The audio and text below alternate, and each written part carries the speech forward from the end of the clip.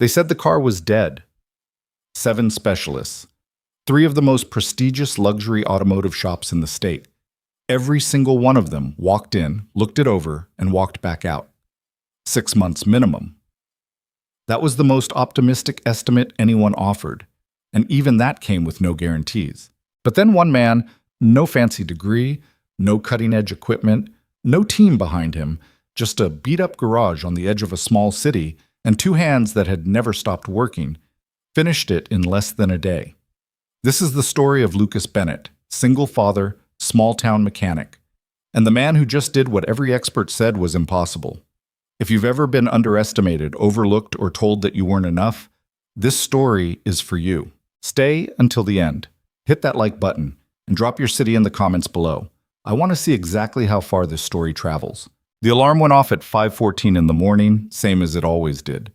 Lucas Bennett didn't slam the snooze button like most people. He didn't groan into his pillow or lie there bargaining with himself for 5 more minutes. He just opened his eyes, stared at the water stain on the ceiling above his bed, the one shaped vaguely like the state of Florida that he'd been meaning to fix for 2 years. And he sat up. That was it. No dramatic awakening, no motivational music playing in his head, just a man getting out of bed because the day wasn't going to wait for him. And he'd learned a long time ago that the world had absolutely no interest in waiting for anybody. He was 32 years old, and most mornings he felt older. His bedroom was small, a queen mattress pushed against the wall, a dresser with the second drawer that never closed all the way, and a single window that faced east and let in the kind of early morning light that was more gray than gold. On the nightstand sat a photograph in a simple wooden frame, a woman with dark hair and a smile that had a little mischief in it, the kind of smile that made you feel like you'd just missed the punchline of a joke she'd told herself. Lucas didn't look at the photograph every morning.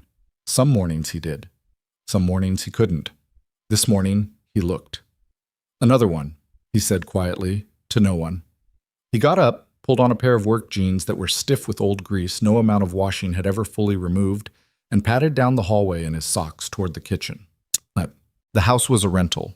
3 bedrooms, which sounded generous until you actually walked through it, and realized 2 of those bedrooms were barely large enough to turn around in. It sat at the end of a cul-de-sac on the eastern edge of Delford, a city that was too big to call a town and too small to call anything impressive. The kind of place people were from rather than the kind of place people moved to on purpose. Lucas had grown up 20 minutes south of here, in an even smaller town that had since lost its grocery store and its only diner and was now mostly just a zip code. He'd ended up in Delford because of Claire, because Claire had a sister here, and when she got sick, being close to family had mattered more than anything else. After Claire died, moving didn't make sense anymore. Ava's school was here. Her friends were here. The life they'd built, small and imperfect as it was here. So Lucas stayed. And he kept getting up at 5:14 every morning because that's what staying required. He made coffee in a machine that was held together partly by function and partly by stubbornness. A plastic tab on the left side had broken off 8 months ago, and now the whole thing had to be propped slightly to the right against the backsplash, or the carafe would leak. He'd been meaning to buy a new one. He was always meaning to do something. While the coffee brewed, he made Ava's lunch. 2 slices of bread, turkey and cheddar, mustard on one side only because she was inexplicably opposed to mustard touching both sides of the bread simultaneously, a rule she'd established at age 7 and never backed down from. An apple. A small bag of pretzels. A note, because he always wrote her a note, had done it since she started 2nd grade, even when some mornings the note was nothing more than, "Have a good one, bug." Love, Dad. He folded the note, tucked it under the sandwich bag, and zipped the lunchbox closed. The coffee finished. He poured a mug and stood at the kitchen window, looking out at the driveway where his truck, a 2009 F150 with a cracked right taillight and 214,000 miles on it, sat under the pale early sky. He drank his coffee and thought about money. He did this most mornings. Not obsessively, not in a panic, more like a man checking weather conditions before deciding how to dress. Rent was due in 11 days. The water heater had been making a sound it wasn't supposed to make since March. Ava needed new cleats for soccer. She'd mentioned it twice and then stopped mentioning it, which was somehow worse than if she'd kept asking. His shop, Bennett Auto Repair, a name that had always sounded slightly more official than the reality deserved, had brought in decent work the past 2 weeks, but decent wasn't the same as comfortable. And comfortable wasn't something Lucas had experienced in a while. He finished the coffee, rinsed the mug, put it on the drying rack. He went and knocked gently on Ava's door. Cool. Hey, Bug, 20 minutes. A muffled sound from inside that was technically a response. That means get up, he clarified. I'm up, said a voice that was clearly horizontal. Ava? A pause, then the distinct sound of blankets being thrown off with great theatrical resentment. Fine. Lucas smiled to himself. The private kind. The kind he didn't let her see because she was 11, and at 11, your parents smiling at your grumpiness felt like a personal insult. He went back to the kitchen, poured a second coffee into a travel mug, and started getting his own gear together. Work boots. His jacket. Canvas, olive green, with a tear along the left pocket seam that he'd sewn up himself with thread that was close to but not exactly the right color. His keys. The travel mug.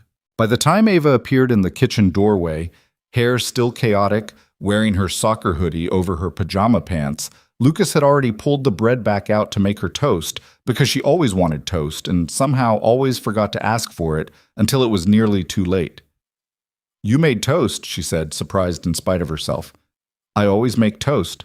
She dropped into a chair at the kitchen table, pulled her knees up to her chest, and accepted the plate he slid in front of her with the particular graciousness of someone who was not yet fully conscious. We have a science thing due Friday, she said, staring at her toast. What kind of science thing? Like a project. About ecosystems. Have you started it? She picked up the toast and took a bite rather than answering immediately. Ava, I've been thinking about it. Thinking isn't starting.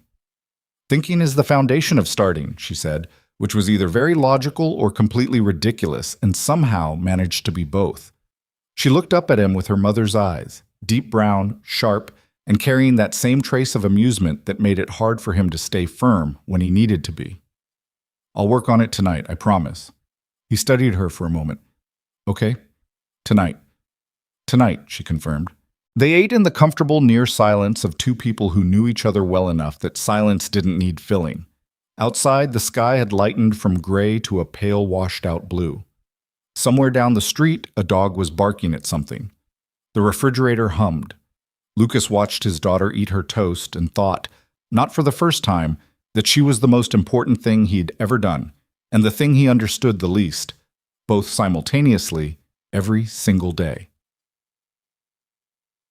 Talked. He dropped her at school at 7:40. She jumped out of the truck with her backpack half-zipped and her ponytail already coming loose, jogged up the walkway without looking back, and disappeared through the double doors with the effortless confidence of someone for whom belonging had never been a question. Lucas watched until the doors closed behind her. Then he pulled out of the drop-off lane, merged onto Route 9, and drove the 11 minutes to the shop. Bennett Auto Repair occupied a converted two-bay garage on the service road behind an aging strip mall, sandwiched between a Vietnamese sandwich shop that opened at 11 and a storage facility that seemed to have no business hours whatsoever. The sign above the garage door was a painted plywood board that Lucas had made himself 8 years ago when he opened the place. It was weathered now, the letters slightly faded, and he was aware that it did not convey the image of a premium automotive establishment. He was also aware that he couldn't afford a new sign right now, so the weathered one would have to keep doing the job. He unlocked the side door, flipped on the fluorescents. 3 of the 8 buzzed and flickered before stabilizing. One simply refused, and stood for a moment in the familiar smell of the place.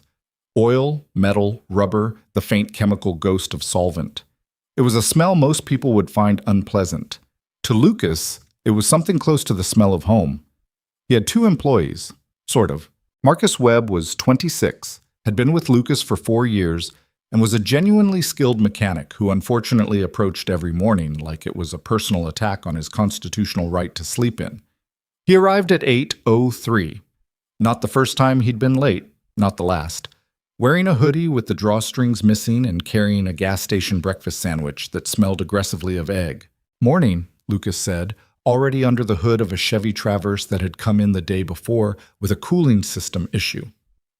Barely, Marcus replied, taking a large bite of his sandwich while simultaneously trying to locate his work gloves. The second employee was Patty Okafor, 41, no nonsense, the only person in the shop who organized the supply shelves according to a system that made sense to her and no one else, and who could diagnose an exhaust problem by sound alone with an accuracy that genuinely impressed Lucas. She arrived at 7:58, already wearing her coveralls, and immediately started on the brake job they hadn't finished the afternoon before. For about 45 minutes, the morning proceeded normally. Then, Derek Fuentes called. Derek owned the only McLaren dealership within 200 miles, a glass and steel showroom on the north side of Delford that catered to a clientele for whom the phrase price point was more philosophical than practical. Lucas had done a couple of small jobs for Derek over the years, documentation work mostly, the kind of thing that required a licensed shop, but not necessarily a luxury facility. They weren't friends exactly, but they had a functional professional respect for each other. Bennett, Derek's voice on the phone was doing something unusual. It was doing something that sounded like discomfort. Derek Fuentes was not a man who typically experienced discomfort. "I've got a situation, and before you say anything, I need you to hear me out." Lucas set down the wrench he was holding. "I'm listening." "You know Victoria Hayes?" Lucas thought. The name was familiar in the way that certain names in a city became familiar. You heard them without ever having a direct encounter. Victoria Hayes, tech CEO, had started some kind of software company that had apparently grown faster than anyone expected. Her name appeared in the local business section occasionally. He'd seen her photograph once, maybe twice. "I know who she is," Lucas said. "She's a client. Good client. She owns a 720S, orange flare exterior, black interior, the full sport pack. It was being transported back from a specialist facility 3 states over, and something went wrong with the transport rig. Bad. The car sustained significant damage." Derek paused. "I mean significant, Lucas. This isn't a dented bumper situation. What kind of damage are we talking?" Derek made a sound that was not quite a sigh and not quite a groan, but existed somewhere in between. "Full front impact. Suspension damage, both sides. The electronics went haywire on impact. We think from the harness getting disrupted. The ECU is throwing codes that don't even have registered definitions yet. The body damage is one thing that we can handle. But the systems, nobody can figure out what's actually wrong versus what the systems think is wrong. 3 of my guys spent 2 days on it. I called Carrera Precision over in Westbrook. They had it for 4 days. Southwest Motorsport looked at it." Lucas was quiet for a moment. "What did Southwest say?" 6 months, minimum, possibly longer depending on parts sourcing for the electronics." Another pause. "Victoria is," Derek chose his word carefully. "She's not happy. She's been incredibly patient, actually, more than I expected, but she's running out of runway. She needs that car, Lucas. It's complicated. I don't fully understand all of it, but she needs it." "Derek." Lucas leaned against the wall of the garage. "Why are you calling me?" There was a brief silence on the other end. "Because," Derek said with the tone of a man admitting something against his better judgment, "you fixed the Series 3 situation 2 years ago. The one with the phantom electrical fault that BMW's own diagnostic system couldn't locate. You found it in 6 hours. Lucas remembered that job. A 3 Series with an electrical gremlin that had defeated 2 shops and 1 factory technician. He'd found it by essentially disregarding the diagnostic readout and tracing the circuit by hand, old-fashioned, time-consuming, and ultimately successful. A 720S is not a 3 Series, Lucas said. No, it's considerably more complicated. I don't have the proprietary diagnostic software for McLaren systems. I know. Or the specialized tooling. I know that too. Derek, I'm not asking you to guarantee anything, Derek said, and his voice had dropped some of its professional composure. He sounded suddenly like someone who had run out of options and was making a call he wasn't sure about. I'm asking you to look at it. That's all. Just look at it. If you look at it and tell me it's beyond what you can do, I'll believe you and we'll figure out another path. But I need someone who actually thinks about cars instead of just running protocol on them. And right now that person is you. Lucas stared at the oil-stained concrete floor of his garage. He thought about the Traverse with the cooling system issue. He thought about the brake job Patty was working on. He thought about the water heater making sounds it shouldn't make, and Ava's cleats, and rent in 11 days. He thought about what Derek had just described, the kind of job that had defeated multiple specialists and was currently sitting somewhere waiting for someone to solve it. He thought about the photograph on his nightstand. "Have it brought over," he said. The McLaren arrived at 11:20 on a flatbed. Lucas had seen damaged luxury cars before. He'd seen accident damage that made him wince. But when the truck pulled into the service road and the car came off the ramp, even Marcus, who treated most things with studied indifference, stopped what he was doing and stared. The orange flare paint was a color that probably had a beautiful name in the McLaren catalog, something like Papaya Spark or Solar Velocity. And in its undamaged state, Lucas imagined it had been genuinely stunning, the kind of color that didn't ask for your attention so much as it simply took it. Now, the front end had been folded and reconstructed by impact in a way that looked almost architectural in its devastation. The hood was buckled. The front splitter, a carbon fiber component that cost more than Lucas's truck, was shattered in 3 distinct pieces that had been gathered and placed inside the cabin like a memorial. The left front wheel sat at an angle that no wheel was supposed to sit at. The right front suspension had partially collapsed, and that was just what he could see from the outside. The flatbed driver handed him the clipboard for signature. "Bunch of guys already looked at this thing," the driver offered, with the cheerful helpfulness of someone who wasn't responsible for fixing it. "Heard it's basically totaled." "Thanks," Lucas said, and signed. He walked a slow circle around the car. Patty appeared beside him. She looked at it for a long moment. "That's not great," she said. "No." "The suspension on the left. I see it. And whatever happened to the electrical, the way Derek described it?" "I heard." She was quiet for a moment, then, "You sure about this?" Lucas crouched down beside the left front wheel well and looked at the suspension geometry, or what remained of it. He tilted his head slightly, the way he always did when he was reading a mechanical situation rather than just looking at it. His eyes moved slowly, tracking, measuring distances and angles in a way that had no formal training behind it, just years of looking at things until looking became understanding. "Not even a little," he said honestly. Patty nodded as if that was actually a reasonable answer. "Okay, what do you need?" "Diagnostic interface, my laptop, and the McLaren technical schematics. See if Derek can email the service documentation package." "Already texted him?" she said, pulling out her phone. "Of course you did," Lucas said, and almost smiled. Marcus helped him push the car into the main bay. It couldn't be driven, obviously, but the steering was just functional enough and the wheels just cooperative enough that with effort, they got it positioned under the lights. For the first 10 minutes, Lucas simply looked. He didn't connect anything, didn't run diagnostics, didn't touch a single component. He walked around the car slowly, methodically, crouching here and standing on a step stool there, getting angles and perspectives. He looked at the structural damage, the body damage, the visible component damage. He looked at where things had bent, where they'd broken clean, and where the damage pattern didn't quite make sense given the reported direction of impact. He was doing what he always did at the start of a complicated job, building a picture. Not of what was wrong, that came later, but of what the car was, how it was put together, what connected to what, where the load paths ran. It was the same principle as reading a book before you tried to edit it. Marcus watched him from across the garage, leaning against the Traverse he'd abandoned. "It's that bad?" "I don't know yet." "Those other shops?" "Couldn't figure it out, yeah. And you think you can?"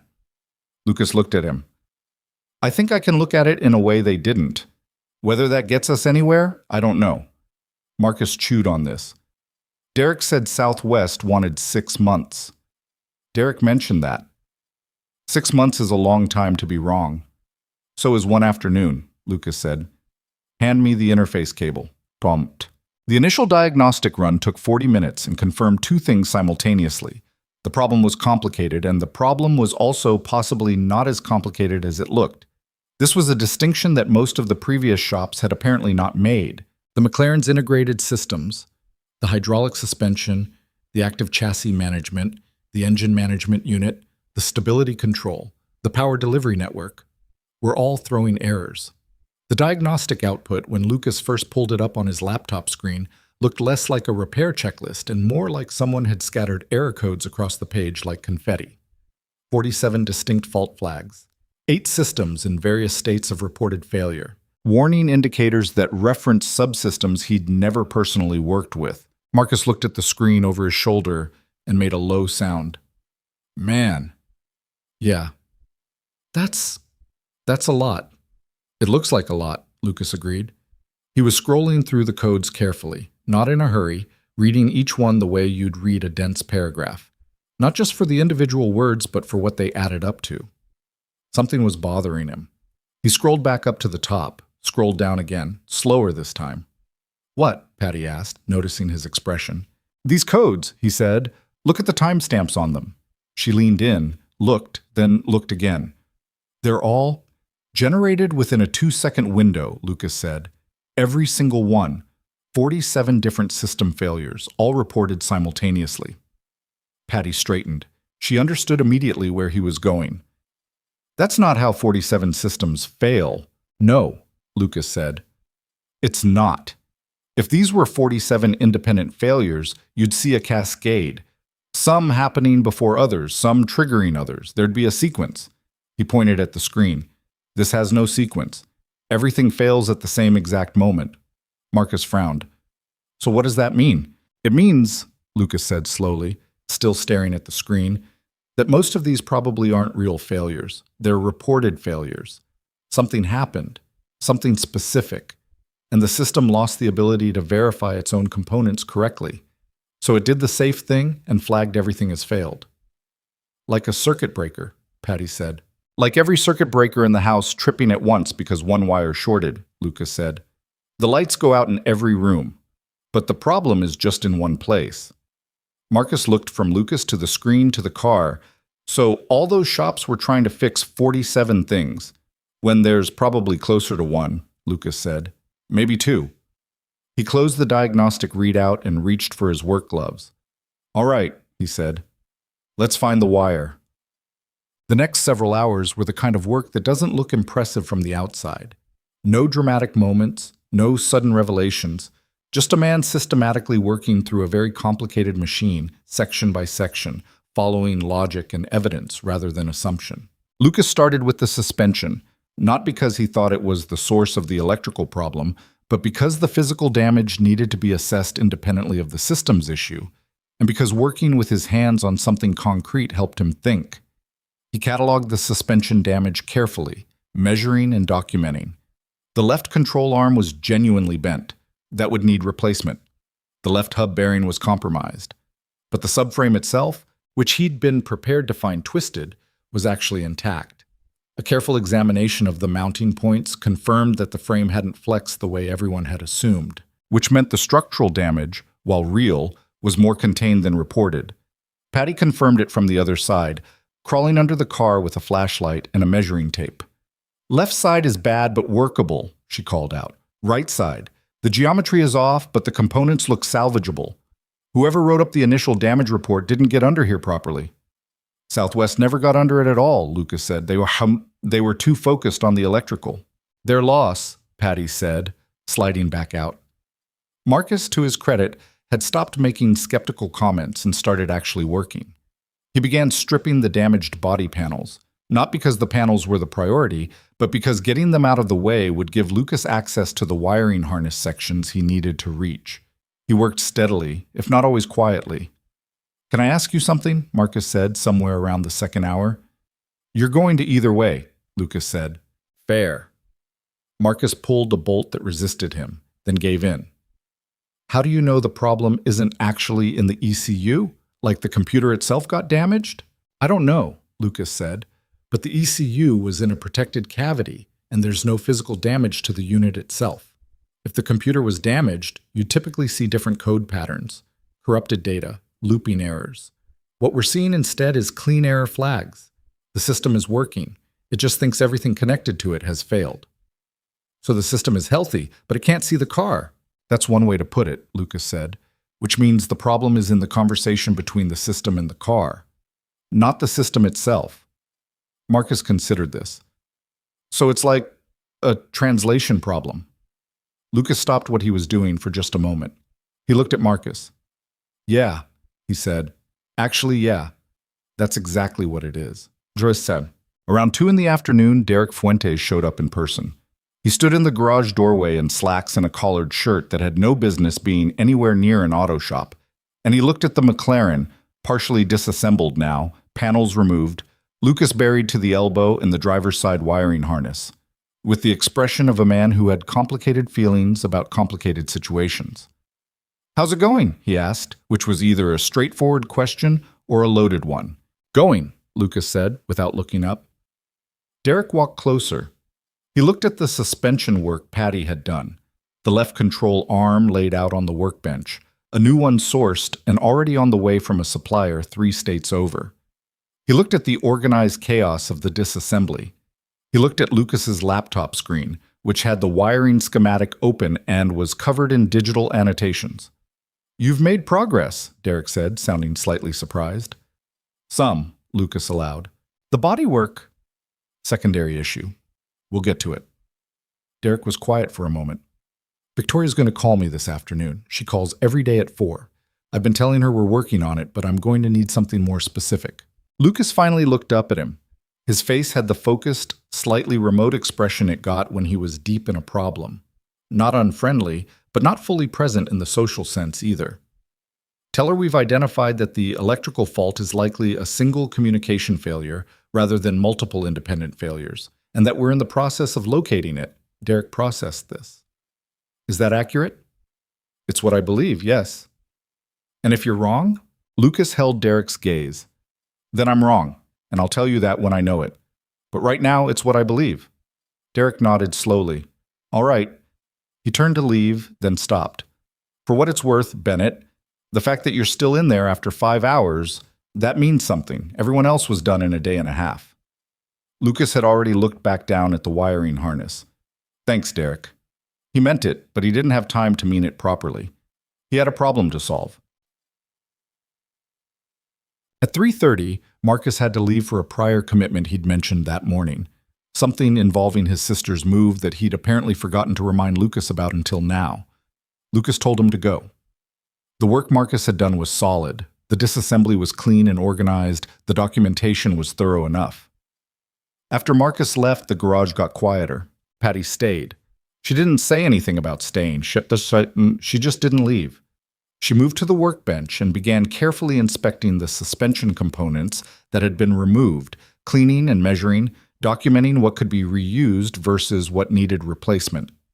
The quiet sound of her work, metal on metal, the scratch of her pen on the clipboard, filled the garage alongside the hum of the fluorescents.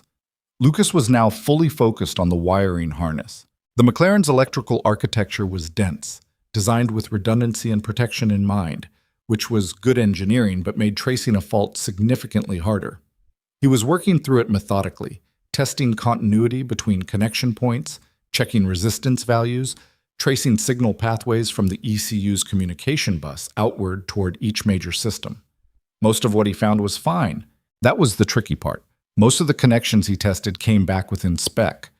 The bus communication itself was healthy. The individual system modules were largely responding correctly when addressed directly. Whatever was wrong was subtle, but not a burned-out wire or a catastrophically failed component, but something smaller. A break in the chain that was just large enough to cause catastrophic confusion. He thought about the way the car's systems had all reported failure simultaneously. A communication failure. A translation problem, Marcus had called it. He kept working. At 5:45, with the afternoon light going gray outside the garage door and the Vietnamese sandwich shop next door starting to close up for the day, Patty set down her clipboard. You going to pick up Ava? She asked. Lucas looked at his watch, looked at the car, looked back at his watch. She's at Maya's until 7, he said. Maya Chen was Ava's best friend, and Maya's mother, a kind, practical woman named Diane, had picked both girls up from school today. He'd texted Diane that morning when Derek had called, asking if Ava could stay a little late. Diane had responded, Of course. She's always welcome. How late? He'd written back, Hopefully not past 7. I'll keep you posted. He texted Diane now. Still working? Can she stay until 7:30? I'm so sorry. The response came back in under a minute. She's fine. Take your time. The girls are on their third snack. He exhaled slowly. I've got until 7:30, he told Patty. Patty nodded. I'll stay until 6. Then I have to get home. She paused. You want me to bring you something from the sandwich place before they close? He started to say no. He always started to say no. And then he realized he hadn't eaten since 7 a.m., and his hands had a faint unsteadiness that he recognized as low blood sugar. Yeah, he said, whatever you're getting, thanks. She came back 12 minutes later with 2 banh mi and 2 waters and set them on the cleared section of workbench without comment. They ate mostly in silence, Lucas sitting on an overturned crate, still running scenarios in his head, still building and rebuilding the mental map of the car's electrical network.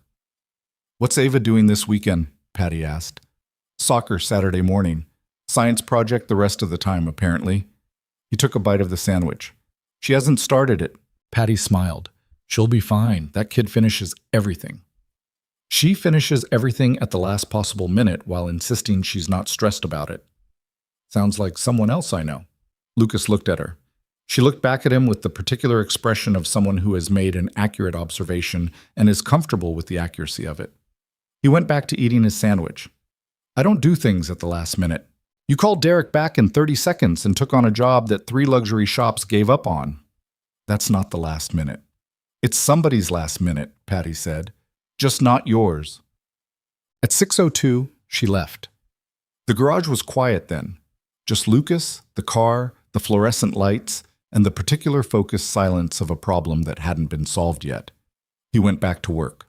He had moved from the main harness to the connector junctions, the places where separate harness sections met and communication between systems was most likely to degrade. There were dozens of these throughout the vehicle. He was working from the ECU outward, checking each junction systematically, not skipping any because of impatience and not rushing because of pride. At 6:44, his phone buzzed. He picked it up without looking away from the connector he was inspecting. Yeah, Dad? Ava's voice, a little cautious, reading the situation through the phone the way she always could. Diane says dinner is almost ready and I can stay if you need more time. You can stay, he said. I'm still working. Is it the car that came in today? Marcus texted me. She paused. He said it looked crazy. Marcus had texted his 11-year-old daughter about work. He'd have to address that at some point. Yeah, it's the car. Is it bad? It's complicated. Can you fix it? He was looking at a connector junction in the left section of the sub-harness, section L7, according to the schematic, a junction that connected the primary communication bus to the suspension control module on the left side. It was in a location that had been close to the impact zone, not directly impacted, but close enough that the force could have transmitted. He hadn't tested this one yet. He'd been working toward it systematically for the better part of the afternoon. He reached for his multimeter. I don't know yet, he told Ava honestly. I'll know more soon. Have dinner with the Chens. I'll pick you up at 7:30. Okay. A small pause. Dad? Yeah. Nothing is impossible once someone decides to start. Her voice was matter-of-fact, like she was simply stating a known truth. You said that. He remembered saying it. He'd said it to her about 2 months ago, when she'd been stuck on a math unit that had defeated her for a week, and she'd come to him frustrated and ready to give up. He'd said it without thinking about it too hard, not as a speech, just as the thing he believed and had always believed, which was that the starting was the hardest part, and everything after that was just the work. He hadn't expected her to keep it. I know I said that, he told her. Okay. See you at 7:30. She hung up. Lucas held the phone for a moment, looking at nothing. Then he put it down, picked up the multimeter, and tested the junction at section L7. The reading was wrong, not catastrophically wrong, not zero resistance or an open circuit, just wrong in the way that made him stop and look at it again. The resistance value was slightly elevated, just barely outside spec. In isolation, on a healthy car, it might not have meant anything. Connectors aged, contacts developed slight impedance, values drifted. Normal. But in a car where every system was reporting simultaneous failure and nobody could explain why, slightly outside spec was suddenly very interesting. He pulled the multimeter leads, reseated them, tested again. Same reading. He reached for his flashlight. The connector junction at L7 was mounted deep in the left side of the sub-harness, behind a bracket that required removing 2 bolts to access properly. He'd skipped the bolts on the initial look. He'd been doing visual checks at that point, not contact checks. He'd planned to come back to it. He came back to it now. He removed the bracket, got the flashlight in at the right angle. And there, on the male pin side of the junction connector, pin 7 of the 12-pin cluster, the one that carried the primary CAN bus signal from the central ECU to the suspension and chassis management systems, was a pin that looked, at first glance, like all the other pins. Except it wasn't. It took him another 2 minutes of careful examination to see it properly. The pin had not been sheared or obviously broken. It had been compressed, slightly deformed under the lateral load of the impact, pushed just far enough out of alignment that the connection it made with the female socket was marginal. Enough to sometimes carry the signal. Enough to pass a visual inspection. But under vibration, under load, under the conditions of an actual system operation, intermittent, unreliable. The signal dropping out at moments when the system expected it to be present. And when that signal dropped out, that primary CAN bus signal, the one that the ECU used to communicate with every suspension and chassis management system simultaneously, the ECU did the only safe thing it could do. It flagged every connected system as failed. 47 error codes, generated in a 2-second window, from a single pin pushed 1 millimeter out of true. Lucas sat back on his heels. He was aware that his back ached and his knees hurt from the crate he'd been crouched on. He was aware that it was now 7:08 p.m. and he needed to leave in 20 minutes to get Ava. He was also aware that he was looking at the entire problem. Not 47 problems. 1. He reached for his pin repair tool.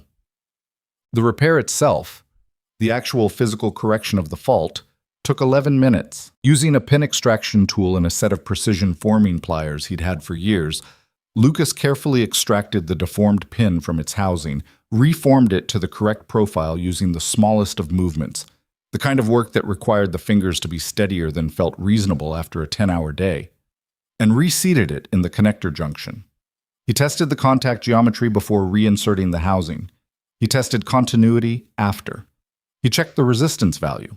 Within spec, he reinstalled the connector housing, reinstalled the bracket, reconnected the junction to the harness.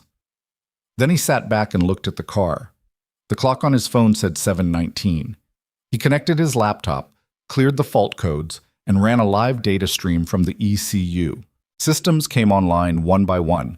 Suspension, chassis management, stability control, power delivery, active exhaust. The dashboard warning lights, which he could see through the windshield even though the car wasn't running, began disappearing from the cluster. 1, 3, 7, 14. In 40 seconds, 42 of the 47 error codes had cleared. The remaining 5 were real faults, related to the physical damage. The bent control arm, the compromised bearing. Things that had been broken by the impact and would need physical repair. Legitimate, traceable, fixable. Not 47 problems. 5. And one of them was already halfway solved. Lucas sat in the quiet of the garage, hands on his knees, looking at the laptop screen. He thought about what Ava had said on the phone. Nothing is impossible once someone decides to start. He'd said it to her, and she'd given it back to him. He picked up his phone and called Derek. Derek answered on the second ring. "Bennett, it's late. Tell me something." "Found it," Lucas said. A pause. A long one. "Found it? The whole thing?" "The source of the electrical failures. Connector pin in the primary CAN bus junction, left side sub-harness, section L7. It was deformed in the impact, looked fine visually, but it was intermittently breaking the bus signal. The ECU was reading every connected system as offline every time the signal dropped." Silence on the other end. "I've corrected the pin," Lucas continued. "Cleared the codes. We're down to 5 active faults, all of them physical damage items from the impact. Real problems, not phantom ones. The control arm, the bearing, couple of secondary items. Things we can address. You're serious, Derek said. Not a question. More like a man recalibrating his understanding of something. Yeah. And the car isn't running yet. I still need to do the structural repairs, finish the harness inspection, address the remaining fault items. That's more work.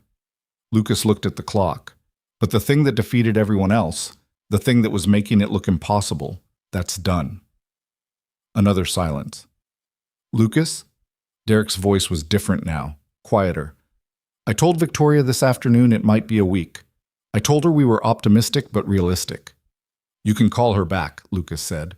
I'll call her right now, Derek said. Then before he hung up, Bennett, I owe you.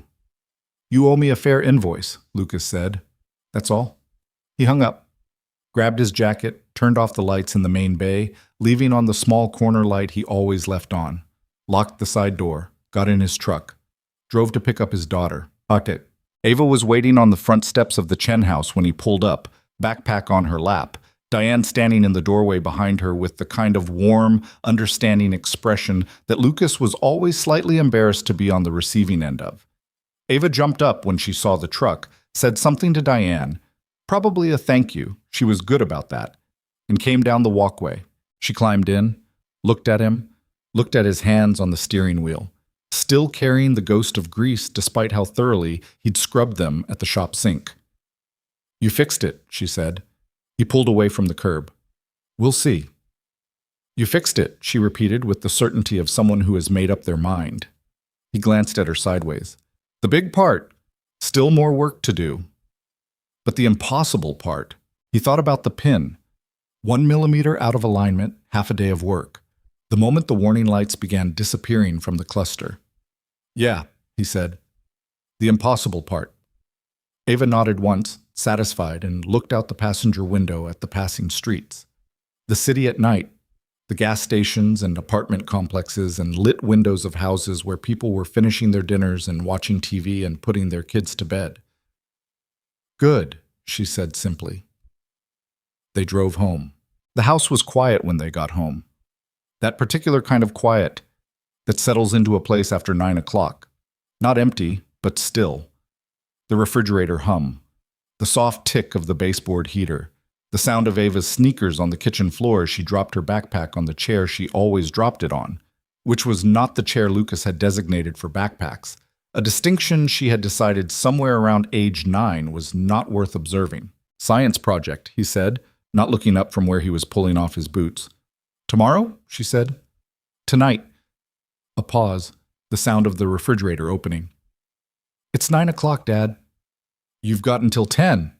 Another pause, longer this time. Then, fine, but I need the good scissors. Junk drawer, he said, where they always are. She disappeared into the kitchen. He heard the junk drawer open. It stuck, required a specific lifting and pulling motion that both of them knew instinctively. And then the sound of shuffling while she located the scissors among the batteries and twist ties and expired coupons and small mysteries that accumulated in junk drawers everywhere. Lucas sat on the bench by the door and looked at his hands. The repair shop smell clung to him even after scrubbing. It wasn't something that fully washed off in a single session. His knuckles were dry, a little cracked at the joints from the constant washing and the work gloves and the general wear of the job.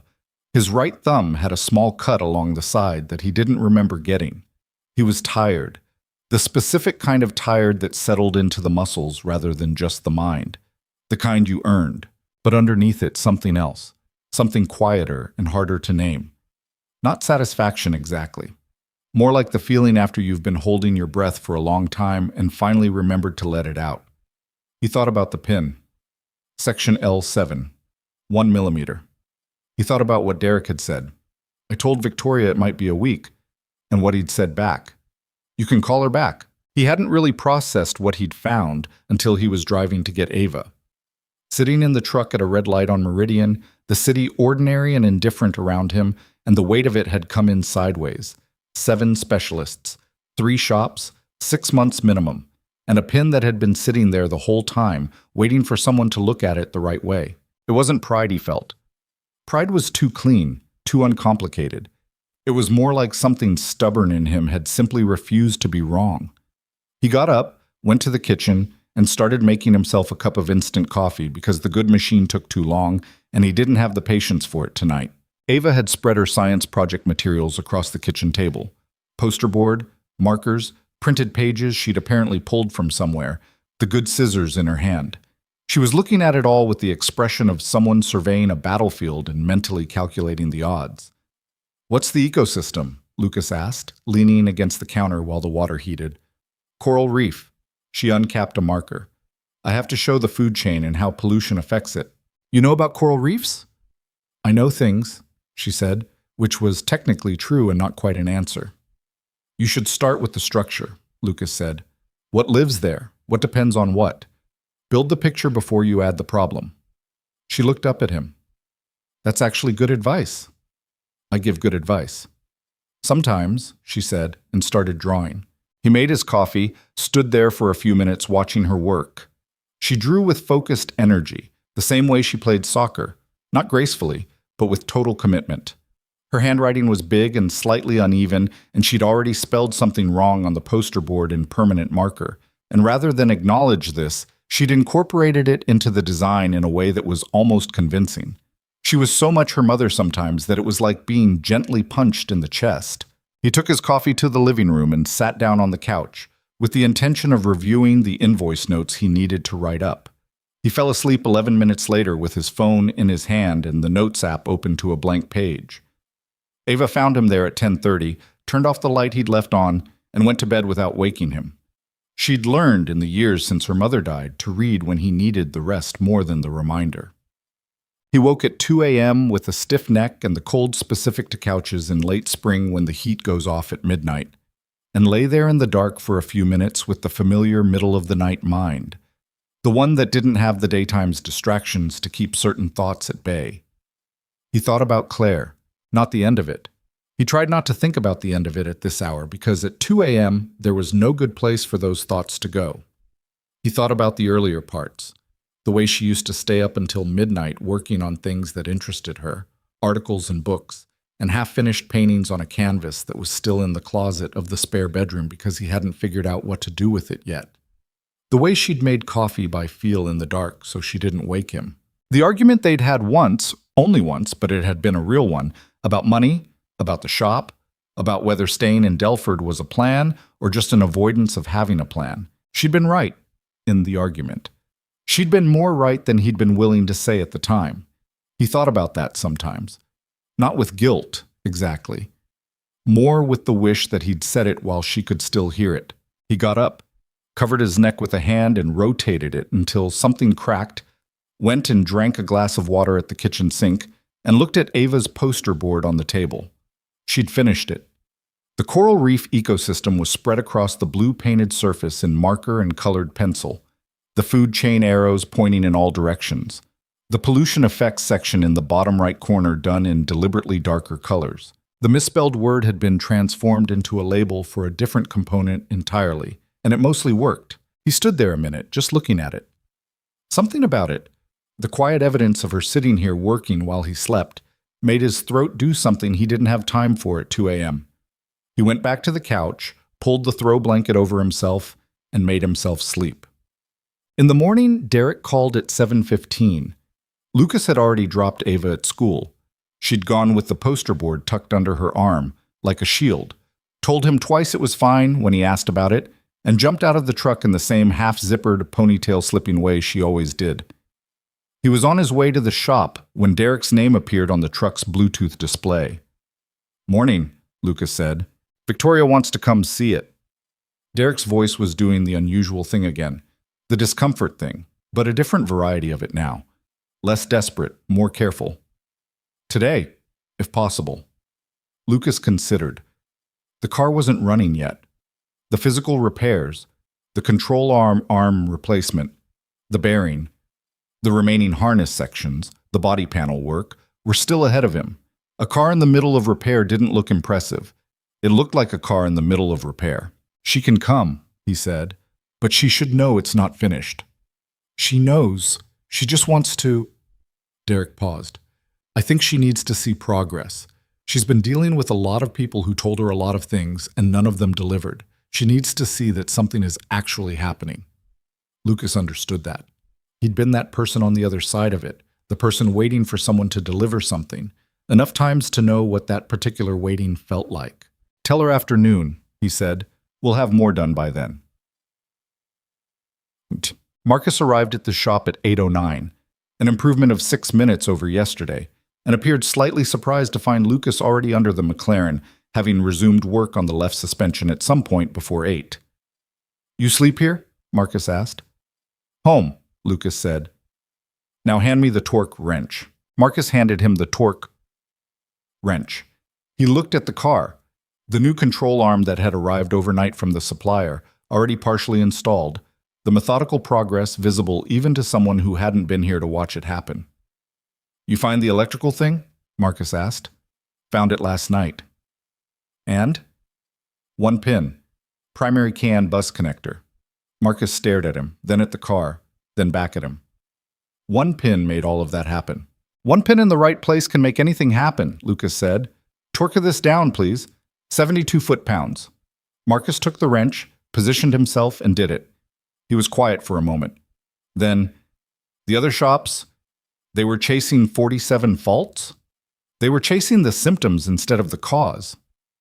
Because the cause didn't look like a cause." "It never does," Lucas said, and moved to the next component. They worked in the focused rhythm that good collaborative work found eventually. Not synchronized exactly, but aware of each other, passing tools without being asked, reading the job's flow. Patty arrived at her usual time, took in the progress, asked 3 specific questions about the harness inspection status, and went to work on the body panel restoration without being told what to do.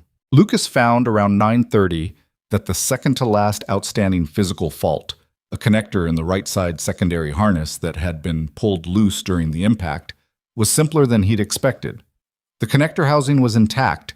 The issue was a single lock tab that had failed, letting the connector unseat under the harness tension. He seated it, secured it with a supplemental retention clip from the shop's supply drawer, and tested continuity. Clean. 4 faults remaining. 3 of them physical. 1 was the body cosmetics, which was the least urgent thing. The control arm and bearing work was the most labor-intensive part of the morning. The new left control arm required precise alignment, not just installed but positioned correctly within the suspension geometry, or all you'd done was create a new problem. Lucas measured twice, checked against the schematic dimensions, adjusted the positioning by small increments. It was slow work. He didn't rush it. "You're not eating," Patty observed around 11. "I had coffee." "That's not food." "I know." She went to the Vietnamese place and came back with 2 portions of something that smelled considerably better than the sandwiches from the night before. Lucas ate standing up, which Patty disapproved of but said nothing about, while running through his mental list of remaining tasks. The bearing. The brake system check. A precaution, given the impact. The final harness sections. The panel alignment. And then the real question, would the car actually run? The engine itself appeared undamaged. No cooling system impact, no visible component damage, no fault codes related to the powertrain. But appearing undamaged and being undamaged were 2 different things, and until the car was started and running under load, there was a margin of uncertainty he couldn't eliminate by looking at it. "What time is Hayes coming?" Patty asked. "Sometime after noon." "What do you want me to do when she gets here?" Lucas thought about it. "Just keep working." Victoria Hayes arrived at 1:17 p.m. Lucas had an image in his head of her, assembled from the photograph he'd seen once in the business section and the general impression created by Derek's description of her. He'd expected polished, corporate, the particular kind of controlled competence that certain CEOs cultivated like a second skin. She was polished, but it wasn't the kind that made people keep their distance. She was 30 years old and moved with the quick, deliberate energy of someone who had learned early that time was the actual scarcest resource. Not money, not attention, time. She wore dark slacks and a light jacket and very good shoes that she did not seem particularly concerned about in the environment of a working auto shop, which was the first thing that Lucas noticed about her. The second thing was that she looked tired. Not the performative tiredness of someone making a show of how hard they worked. Real tired, the kind that lived behind the eyes. Derek was with her. He made the introduction with the careful formality of a man standing between two people he was slightly nervous about. Lucas Bennett, he said. Victoria Hayes. They shook hands. Her grip was direct and brief. She looked at the car. Lucas watched her look at it. He was interested in what people's faces did when they saw something that had been damaged. Whether they saw the damage or saw the thing underneath the damage.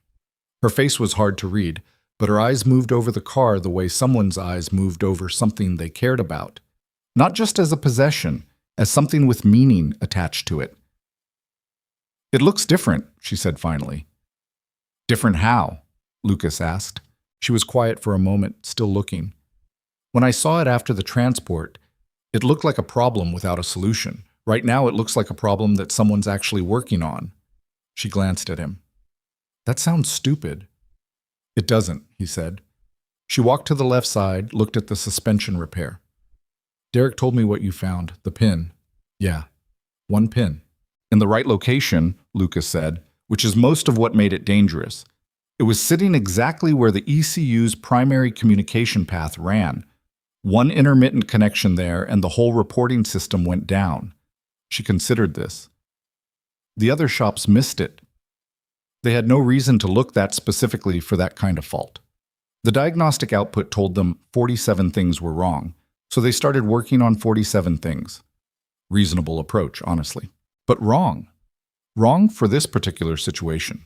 She looked at him for a moment, not in the evaluating hierarchical way of someone assessing whether you're worth their time, more like someone trying to figure out how a specific thing worked. How did you know to look at it differently? Lucas thought about how to answer that.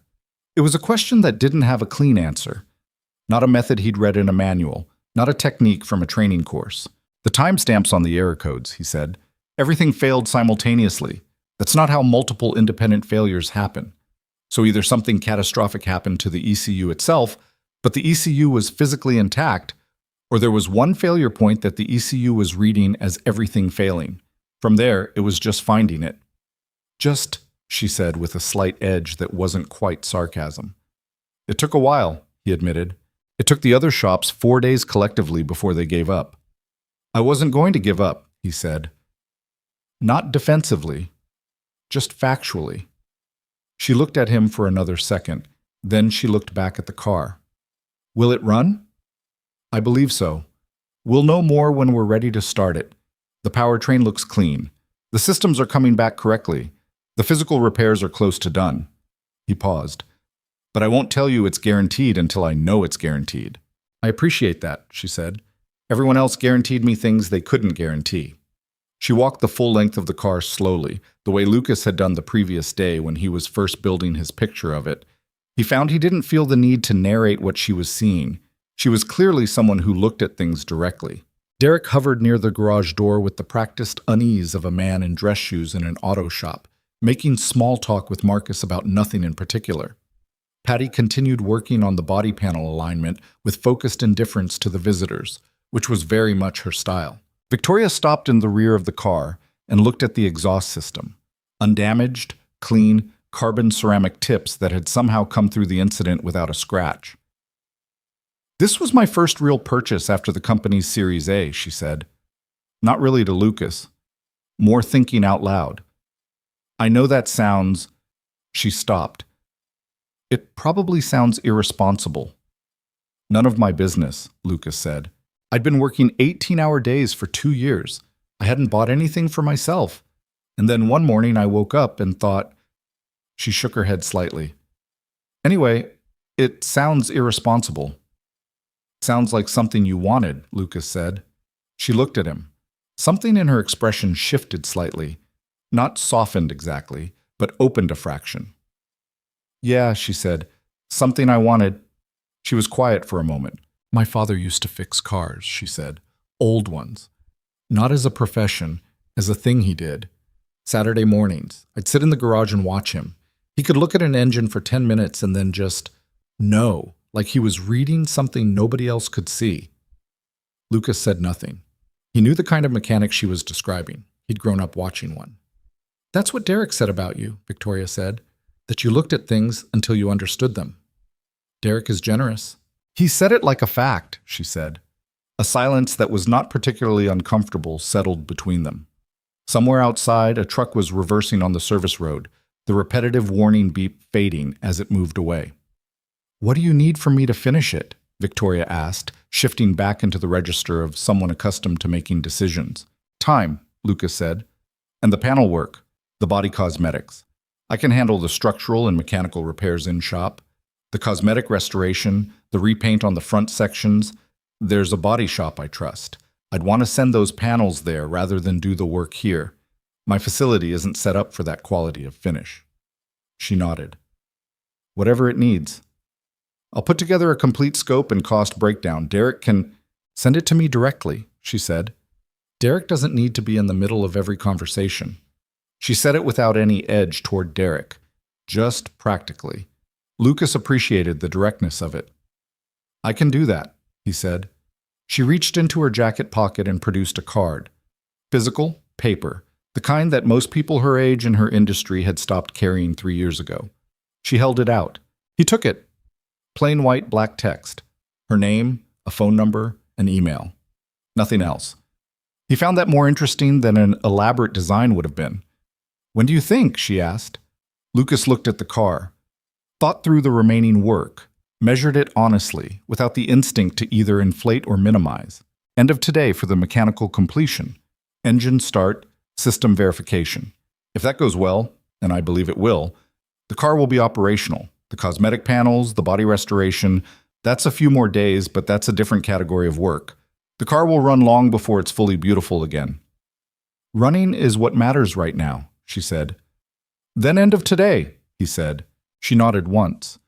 Looked at the car one more time with that particular expression. Not quite tenderness, but something adjacent to it. Thank you, Mr. Bennett, she said. Lucas, he said. Lucas? She almost smiled. Thank you. Boy, after Victoria and Derek left, the garage felt like itself again. Marcus exhaled audibly and stretched his arms over his head. She's intense, he said. She's focused, Patty said from behind the panel she was working on. There's a difference. Easy to get those confused when you're in the room with it, Marcus said. Lucas had already moved back to the car, crouching beside the right side to begin the bearing replacement.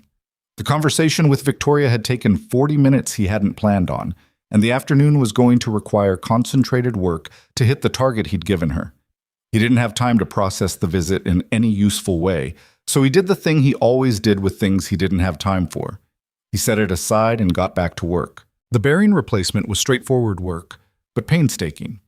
The kind that punished impatience with misalignment and punished misalignment with noise or worse at speed. He worked through it methodically, checking tolerances, not cutting any corners on the press fit, even when the press fit was resistant and his hands were getting tired. Around 2:45, Patty called over from where she was working. Left panel is as close as I can get it without specialist equipment.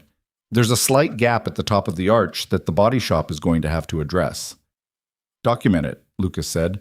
Photograph it. I'll include it in the report. Already did. Of course she had. Marcus was doing the brake system inspection, a task Lucas had delegated to him specifically because Marcus was meticulous about brake work in a way he wasn't always meticulous about other things. He went through it quietly, checking components and fluid, running through the inspection protocol without being pushed. At 3:30, Marcus looked up from the driver's side caliper. Brakes are solid, no damage I can find, fluid's clean. Front right rotor? Clean. Impact didn't reach it. Lucas nodded. That was the last major mechanical concern off the list. He sat back for a moment and reviewed where they were. Bearing installed and torqued correctly. Control arm in proper alignment. Harness inspection complete. 2 additional minor issues found and addressed in the final sections. Nothing significant. Brake system confirmed clean. Body panels documented. What remained was the test, the actual startup. The moment the car would either come alive or tell him something he'd missed. He was aware of a low-level tension in his chest that he didn't acknowledge out loud and didn't try to manage. It was just there, the reasonable anxiety of a person who had committed to something and was about to find out whether he'd been right. You want to run it? Patty asked. She'd come to stand beside him, both of them looking at the car. Yeah, he said. When? He looked at the shop clock. 3:47 p.m. Give me another 40 minutes. I want to do a full pre-start check. Make sure I haven't missed anything. She nodded. I'll prep the monitoring equipment. He spent the 40 minutes doing exactly what he said. A methodical pre-start inspection, working from the engine bay outward. Coolant level. Oil level. Brake fluid. No loose connections in the engine bay. Accessory belt properly tensioned. Intake clear. He checked the wiring in the engine compartment specifically, tracing the major connections, looking for anything the initial inspection might have overlooked. He found nothing wrong. He stood up, rolled his neck, cracked his knuckles, and looked at the car one more time. All right, he said to no one in particular. He connected his laptop to the OBD port one final time. He wanted live data running when the engine started so he could monitor every system in real time as it came up.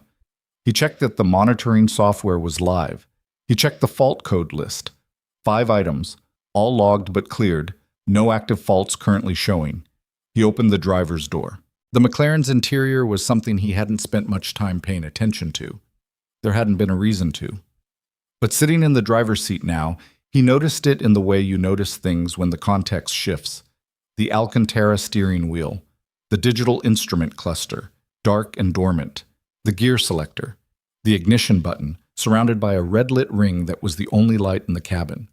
The seat was set for a driver several inches taller than him. He didn't adjust it.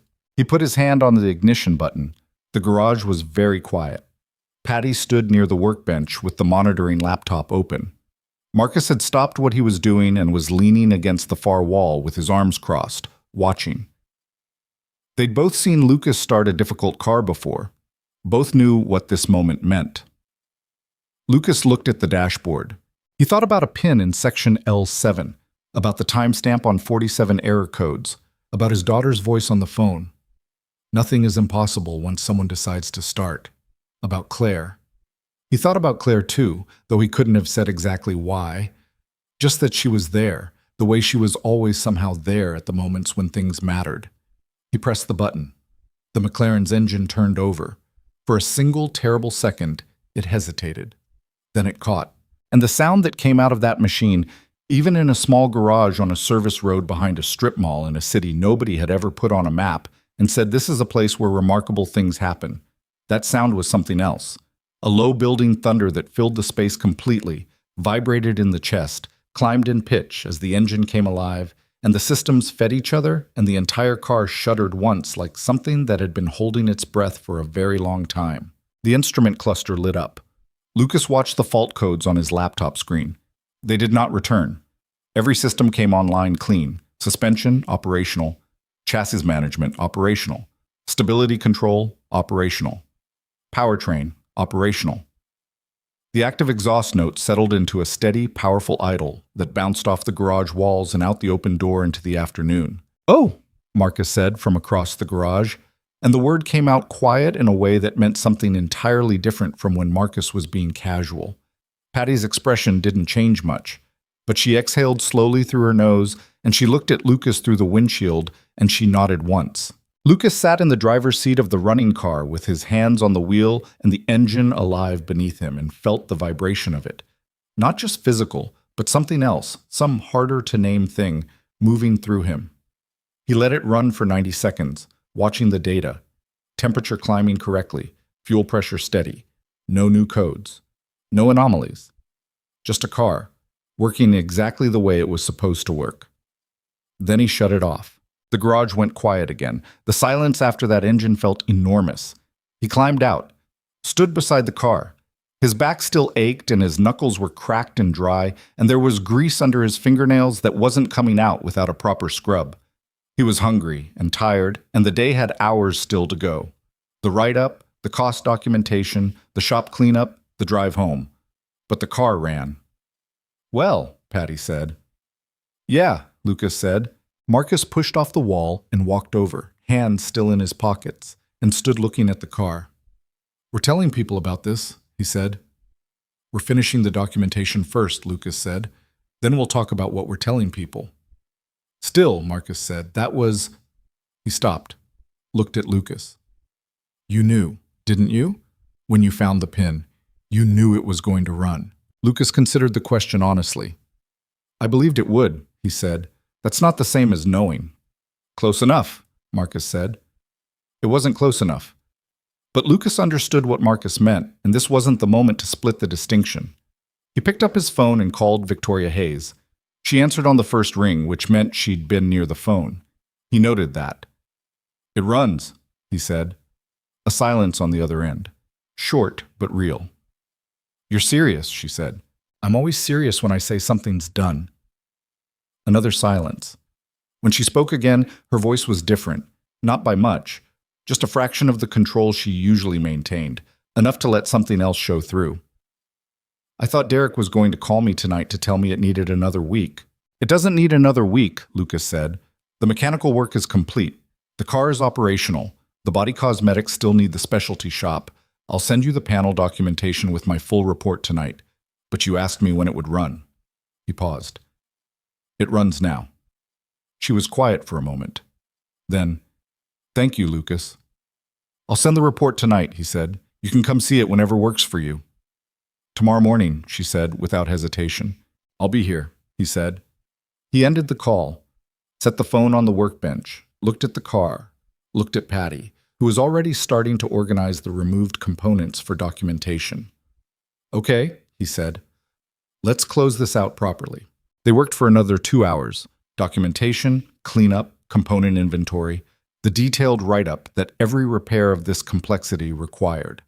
Lucas wrote the cost estimate for Victoria by hand first, then transferred it to the invoice template on his laptop.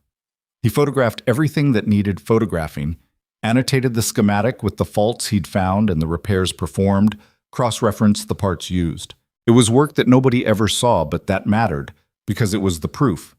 The record that said not just that the job was done, but how it was done, and why every decision had been made the way it was made. At 6:10, he locked the shop, drove to Diane Chen's house to collect Ava, and found her already waiting on the steps with her backpack, which was a change from yesterday. She looked at him when he got out of the truck with the assessing expression she'd developed over the past year, older than her age slightly, the one where she was reading how the day had gone before he said a word. It ran, he said, across the hood of the truck. Her face did something that was trying not to be a full smile and not quite succeeding. I know it ran, she said. Marcus texted me. I'm going to talk to Marcus about texting you, Lucas said. You say that every time. She climbed into the truck. Are you hungry? Very. Diane sent leftovers. She held up a container. She said you forget to eat when you're working. Diane is perceptive, he said, starting the truck. She's a mom, Ava said, as if that explained everything. He thought about saying something to that, but found he didn't have the words for it right now. He just pulled out of the driveway and headed home through the ordinary streets of the ordinary city where, a few hours ago, something that everyone had said was impossible had started its engine and roared. Ava ate half of Diane's leftovers in the truck and handed the rest to him at a red light without being asked. He ate with one hand on the wheel, the food warm and better than anything he'd managed to put together for himself all day. They drove home in the almost quiet, the city doing what cities do at this hour. Lights coming on in windows, the last of the commuters on the road, the long, soft exhale of a weekday giving way to evening. Victoria Hayes arrived at 8:47 the next morning. Lucas had been there since 7. Not because he'd planned to be early. He was always early, the same way the alarm always went off at 5:14, the same way the coffee machine always needed propping slightly to the right. Some things just happened in a particular order and had for long enough that they'd stopped feeling like choices. He'd spent the first 40 minutes doing something he almost never did, standing outside the garage with his coffee, leaning against the exterior wall in the early morning, not working, just existing for a minute in the cool air before the day demanded things from him. The service road was quiet at this hour. The Vietnamese place didn't open until 11. The storage facility was its usual cryptic self. A pigeon was investigating something near the dumpster at the end of the lot with great seriousness of purpose. He thought about the car, not in the anxious way of the previous 2 days, not tracing electrical pathways or running system sequences in his head. Just thinking about it the way you think about something that surprised you. He'd been confident, or something like confident, but confidence and certainty weren't the same thing, and the moment that engine had hesitated before catching, that single, terrible half-second of silence had revealed exactly how much uncertainty he'd been carrying under the surface. More than he'd acknowledged to himself. Probably more than he'd acknowledged to Patty or Marcus or Victoria Hayes. The thing about working on something that everyone else had given up on was that the weight of their giving up wasn't neutral. It sat on you. It whispered reasonable things. They had more resources than you. They had better equipment. They had factory-trained technicians with manufacturer support lines. And all of those things were true, and all of them were beside the point. But being beside the point didn't make them quiet. What had made them quiet was a timestamp. 47 error codes generated in 2 seconds.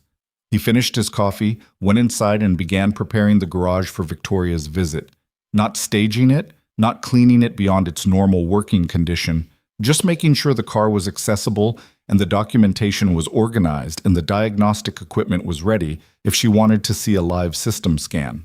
He was under the hood doing a final check on a coolant hose clamp he'd noticed the previous afternoon when he heard the car pull up. A white Model S. She got out wearing what appeared to be the same dark slacks as yesterday, with a different jacket, charcoal this time, and carrying a coffee from somewhere that was not a gas station. She walked into the garage with the same quick, purposeful stride, looked at the McLaren, and then looked at Lucas. "Morning?" she said. "Morning." She walked directly to the car, not slowly, not circling the way she had yesterday. She went to the driver's side door and looked through the window at the instrument cluster, the steering wheel, the interior that was intact and undamaged in ways the exterior wasn't. "Can I sit in it?" she asked. "It's your car," he said. She opened the door and sat in the driver's seat. Didn't start it, just sat there, hands on the wheel, looking at the dashboard. Lucas watched from a respectful distance, doing the thing he did when a customer needed a moment with their vehicle, which happened more than people outside the industry would expect. Cars meant things to people. The meaning wasn't always rational, but it was real. After maybe 30 seconds, she said, "Start it again. I want to hear it from in here." He came around to the passenger side, leaned in through the open door, reached across and pressed the ignition button. The engine came alive exactly as it had the previous evening. That low building thunder, the cabin filling with controlled power, the instrument cluster lighting up clean and complete with no warnings, no fault indicators, just a car doing what it was made to do. Victoria sat with her hands on the wheel and the engine running, and she didn't say anything for a while. Lucas straightened up and stood outside the passenger door, looking at the garage wall, giving her the privacy of the moment without physically leaving. She let it run for nearly 2 minutes. Then she reached over and shut it off, sat for another few seconds in the silence. She got out of the car. Her expression had done something since she'd sat down, something small but visible, the way certain tight things relax when the reason for their tightness resolves. She looked at Lucas. "Okay," she said. "Okay."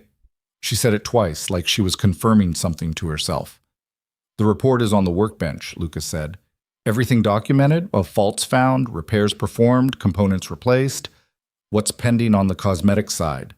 She walked to the workbench. He'd printed the report and clipped it with the photographs he'd taken throughout the process. 12 pages total, thorough enough that any other mechanic could read it and understand exactly what had happened and why.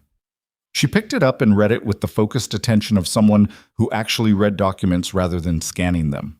He watched her flip through it slowly, pausing at the technical sections, looking at the photographs. "The pin," she said, stopping at the page where he'd photographed the section L7 connector junction. "That's it?" "That's it," he said. "The small white arrow in the photograph is pointing at pin 7 in the 12-pin cluster. The deformation was subtle enough that it passed visual inspection. The only way to find it was through resistance testing and knowing what you were looking for. And you knew what you were looking for because of the timestamp." "Because of the timestamp," he confirmed. She stared at the photograph for a moment longer than the others. Then she flipped to the next page. She read the invoice last, which was either instinct or deliberate. He couldn't tell which.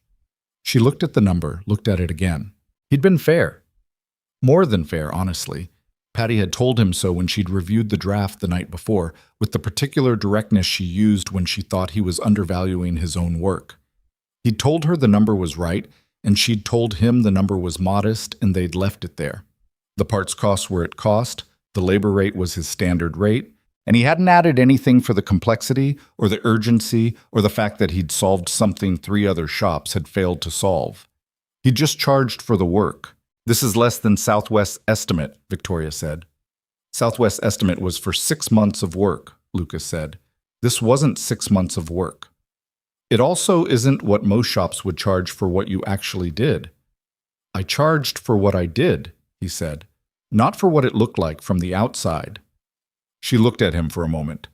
Then she set the report down on the workbench. I want to double it, she said. No, he said. She blinked. Not many people, he suspected, said no to Victoria Hayes in a tone that carried no apology with it. The invoice is accurate, he said. I don't charge people more than what the work is worth. You solved something that I know what I solved, he said, not unkindly, and I've priced it correctly. If you want to refer other work to me, that's how you say thank you, but I won't take double the invoice. A silence in which Victoria Hayes appeared to be recalibrating. She had the expression of someone who operated in an environment where everything was a negotiation and had just encountered a position that genuinely wasn't. You're serious, she said. I'm always serious about the invoice, he said. It's the one piece of paper in this business where honesty matters most. She picked up the report again, folded it, held it for a moment. All right, she said, but I'm paying it today, not net 30. That's fine, he said. She pulled out her phone. He gave her the payment information. The transaction took 45 seconds. Then she stood in the garage and looked at the car for a moment, and something shifted in the air between them. The formal register of the transaction settling into something more ordinary. Can I ask you something? She said. Sure. Why did you take this job? He thought about the honest answer and decided it was the right one. Because Derek asked, and I didn't have a good reason not to. She almost smiled. That's not the inspiring version of the story. No, he agreed. And when you found the pin, when you figured out it was one thing and not 47, what did that feel like? He thought about that moment. Sitting back on his heels in the quiet garage, his back aching, the clock saying 7:19, the pinhole of the actual problem finally visible after hours of systematic elimination. Like finding the one sentence in a book that makes the rest of it make sense, he said. She looked at him steadily. My father would have understood that, she said. It was the second time she'd mentioned her father. Both times it had come with a particular quality, not grief exactly, but weight. He didn't push at it. The body panels should be ready from the specialty shop in 3 days, he said, returning to the practical. Carrera's doing the paint work. They're the best in the region for this kind of finish. When that's done, it'll look exactly the way it looked before. Will you coordinate with them? If you want me to. I want you to, she said. You're the one who understands what happened to it. He nodded. I'll call them today. She picked up her coffee, which had gone cool during the visit. She took a sip of it anyway, the way people do when they're thinking about something other than the coffee. Bennett Auto Repair, she said, almost to herself, looking at the weathered plywood sign above the garage door. How long have you been here? 8 years.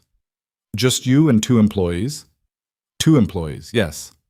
And before this? She gestured at the McLaren. What's the biggest job you've done? He thought. 2019 Porsche Turbo S with a complete electrical rebuild after a flood event. Before that, an Aston Martin DB11 with a failed hydraulic system. The previous shop's repair had made it worse before it came to me. So, high-end cars. Occasionally. Most of the work is regular vehicles. The high-end ones come through sometimes. She nodded slowly. She had an expression he recognized from certain clients. The one where they were calculating something beyond the immediate transaction, assembling a larger picture that they hadn't shared yet. He had been in enough business situations, even in the context of an auto shop, to know what that expression usually preceded. He waited. I'm going to put your name out, she said, to people I know, other people who have cars like this and need work they can trust. She said it straightforwardly, without the inflated language of a grand gesture, just a statement of intention. That's not a negotiation. You can decide what you do with the referrals. I appreciate it, he said. It's not charity, she said, with a slight edge. You earned it. I know, he said. I appreciate it the same. She held his gaze for a moment, then she nodded. I'll be in touch about the panels. She picked up her keys from where she'd set them on the workbench. "You'll call me when it's ready?" "I'll call you." She walked out. A minute later, the white Model S backed out of the service road and disappeared toward the main street. Lucas stood in the middle of his garage, looking at the orange McLaren. Then he picked up his phone and called Carrera to arrange the panel work. Tick. Patty arrived at 9 and he told her about the visit in approximately 40 words, which was roughly the appropriate number for a debrief of that kind. She listened, nodded, and started the day's actual scheduled work. A Subaru Outback with a transmission issue that had been waiting since Monday. Marcus arrived at 9:14, which Lucas noted and did not comment on, and was unusually quiet for the first hour. Around 10:30, while he was working on an oil change and Lucas was on the phone with Carrera, Marcus looked over and waited until the call ended. "Derek called me this morning," he said. Lucas looked at him. "About what?" "About this." Marcus gestured at the McLaren. "He said, and I'm quoting here, that the Victoria Hayes thing is going to be a thing." "What does that mean?" "He said she told 2 people last night, called them, at night. And those people apparently run in circles where this kind of thing—" Marcus paused, searching for the right framing. "He said it travels in those circles when something happens that shouldn't have happened." Lucas absorbed this. He went back to the invoice he was working on for the Subaru. "Okay," he said. "Okay." Marcus stared at him. "That's all?" "What do you want me to say, Marcus?" "I don't know. Something. Like maybe, wow, our lives might be about to change. Or at minimum, some acknowledgement that this is not a normal Tuesday. It's Wednesday," Lucas said. Marcus threw his hands up slightly and went back to the oil change. Patty, without looking up from the Subaru. "He's aware, Marcus. He just doesn't perform awareness." "That is an extremely specific and accurate thing to say about him," Marcus said. Lucas, writing the invoice, said nothing. He was aware. He was more aware than either of them knew, probably. The difference was that awareness without confirmed facts was just speculation, and speculation was a thing Lucas had never found much use for. Victoria had said she'd put his name out. He'd said he appreciated it. What happened after that was not something he could control or particularly usefully worry about, and he had a Subaru transmission to diagnose. The day proceeded in its normal manner. Work, phone calls, a parts supplier issue that required 20 minutes on hold and a firm conversation about lead times, lunch eaten too fast at the workbench, an afternoon that moved in the particular way that productive days moved, where you looked up and it was somehow 4 p.m. At 4:23, his phone rang with a number he didn't recognize, area code he didn't know. He almost let it go to voicemail. He took calls he didn't recognize maybe once in 10 times, and the other 9 times it was either a wrong number or someone wanting to extend his vehicle's warranty. But something made him answer it. Bennett Auto Repair. "Is this Lucas Bennett?" A man's voice. Mid-40s, maybe. A particular quality to it. The kind of voice that was accustomed to being taken seriously. "Speaking. My name is Robert Calloway. I'm calling because a mutual connection, Victoria Hayes, mentioned your shop to me this morning. I understand you recently resolved a significant issue with her McLaren." Lucas put down the pen he was holding. "I completed a repair, yes." "I'll be brief because I imagine you're busy and I have a meeting in 10 minutes. I have a Koenigsegg Jesko that's been sitting at a facility in Phoenix for the better part of 2 months. It came out of a major service with an intermittent power delivery issue that nobody has been able to resolve. The manufacturer's technical team has been involved. 3 independent specialists have looked at it." A pause. "Victoria said that describing something as impossible to you is counterproductive, that you tend to take it as an invitation." Lucas looked at the workbench in front of him, looked at the Subaru transmission sitting disassembled in neat sections on the spread tarpaulin, looked at the McLaren in its bay, operational and waiting for its panels. A Koenigsegg Jesko. A car that made the McLaren look like a practical commuter vehicle, one of fewer than 200 in existence worldwide. A machine with an engine that produced power figures that sounded theoretical. "Mr. Calloway," he said, "I'll be honest with you. I've never worked on a Koenigsegg. I'm aware of that. And I don't have manufacturer diagnostic access for their systems. Also aware. So you understand that I'd be working from first principles, largely, without the support infrastructure those other specialists had." "Mr. Bennett," Calloway said, and there was something dry and direct in his tone that Lucas found he respected immediately. Those other specialists and their support infrastructure have had 2 months and produced no result. Whatever first principles you're working from, they appear to be functional. A pause. Would you be willing to look at it? Lucas was quiet for a moment. He thought about his shop. The 2 bays, the 3 of them, the plywood sign with the faded letters. He thought about what he'd said to Derek when Derek had called 2 days ago. I don't have the proprietary diagnostic software for McLaren systems, or the specialized tooling. And then he'd found the pin in section L7. Have it brought here, he said. I'll look at it. Excellent, Calloway said. I'll have my logistics coordinator call you for the address and timing. Before your meeting, Lucas said. A brief pause. Then, with something that might have been amusement, I'll make time. He hung up. Set the phone down on the workbench. Patty was looking at him from across the shop with an expression of patient inquiry. Koenigsegg, Lucas said. She looked at him for a moment. Jesco? Yeah. Where's it at? Phoenix. How long's it been sitting? 2 months, intermittent power delivery issue. Patty turned back to the Subaru. She picked up her wrench. Then, without looking up, you're going to need the advanced waveform oscilloscope. I'll order one tonight. You don't even know what the issue is, he said. Neither do you, she said. But if 3 specialists and the manufacturer couldn't find it with standard diagnostics, you're going to need better signal analysis. Get ahead of it. He looked at her. She continued working on the Subaru with the same focus she brought to everything, as if she hadn't just demonstrated more quiet confidence in him than he demonstrated in himself. Okay, he said. Order it. He picked Ava up from school at the regular time. She got in the truck and immediately looked at his face with that reading the room expression. Good day or complicated day, she asked. Complicated, he said. But good complicated. She accepted this as a complete answer, which he appreciated. She told him about school. There had been a situation at lunch involving someone spilling chocolate milk on someone else's backpack, the resulting conflict having apparently divided her social circle into factions, and the geopolitical landscape of 6th grade was consequently unstable. He listened with genuine attention, asked questions about the people involved, and offered no opinions because he'd learned that offering opinions about 6th grade social situations almost always made things worse in ways that became apparent approximately 72 hours later. At home, he made dinner, pasta, a sauce from a jar he supplemented with garlic and onion, and whatever produce needed using, which turned out to be half a bell pepper and some spinach that was getting philosophical about its future.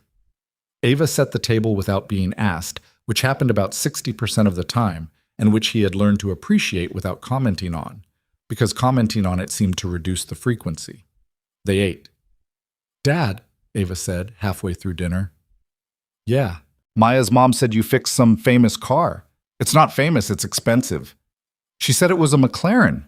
Diane Chen knows what a McLaren is? Her boyfriend does. She told him, and he apparently, she said he kind of freaked out. Ava twirled pasta with the focused inefficiency of someone who hadn't yet mastered the fork against spoon technique.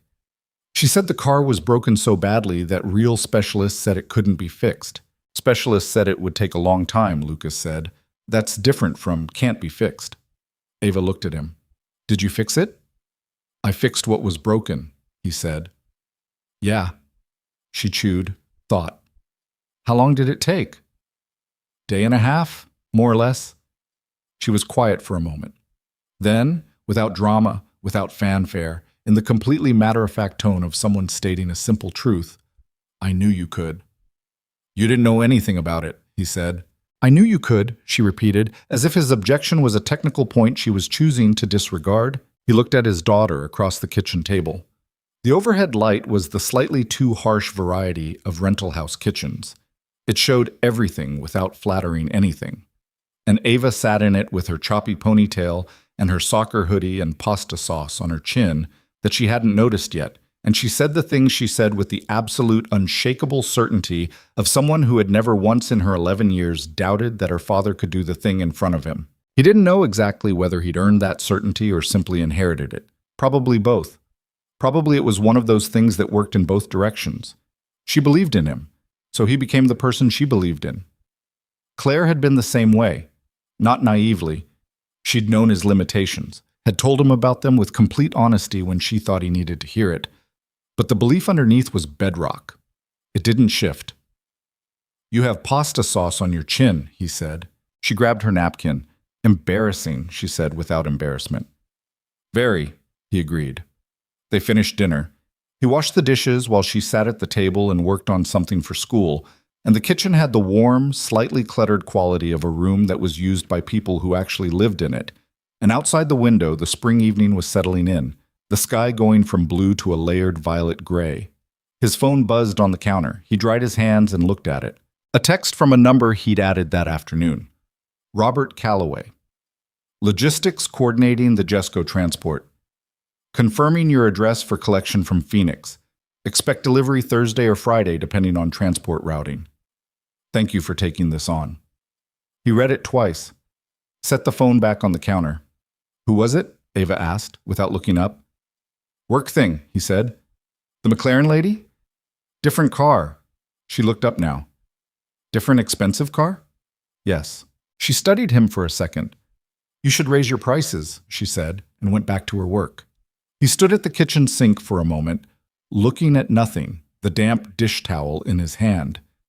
Then he laughed.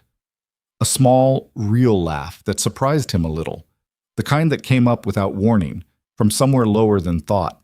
"Go do your homework," he said. "I'm doing it," she said.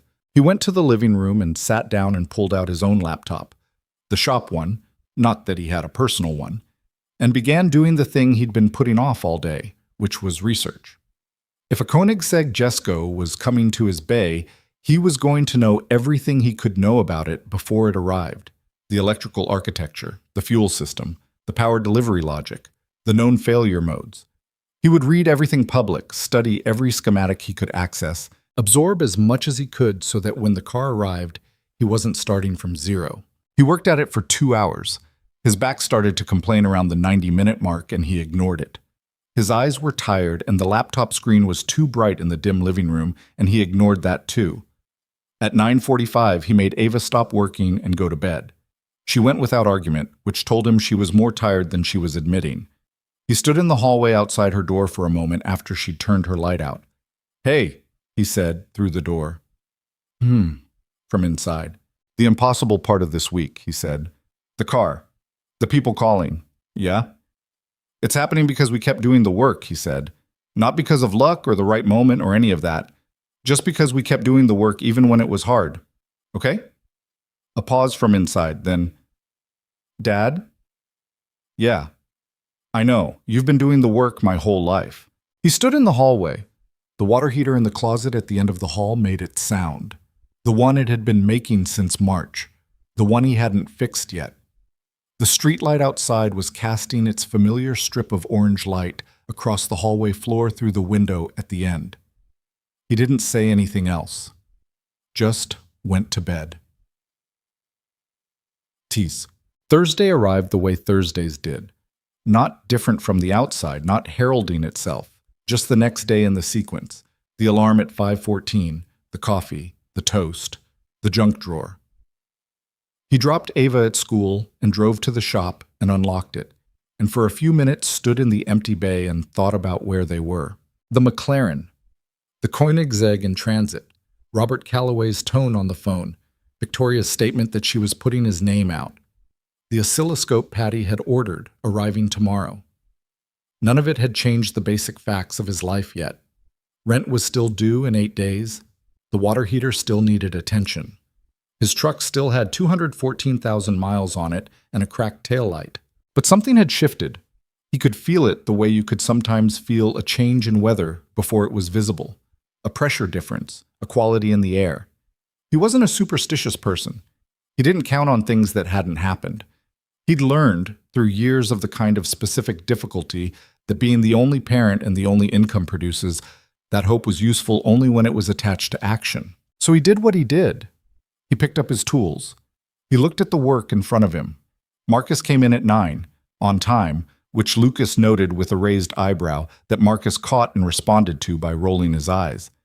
And they spent the morning on the Subaru transmission, which was a puzzle of a different kind, less dramatic than the McLaren, but requiring the same careful attention to what was actually wrong rather than what appeared to be wrong. Around 11 a.m., Derek Fuentes called.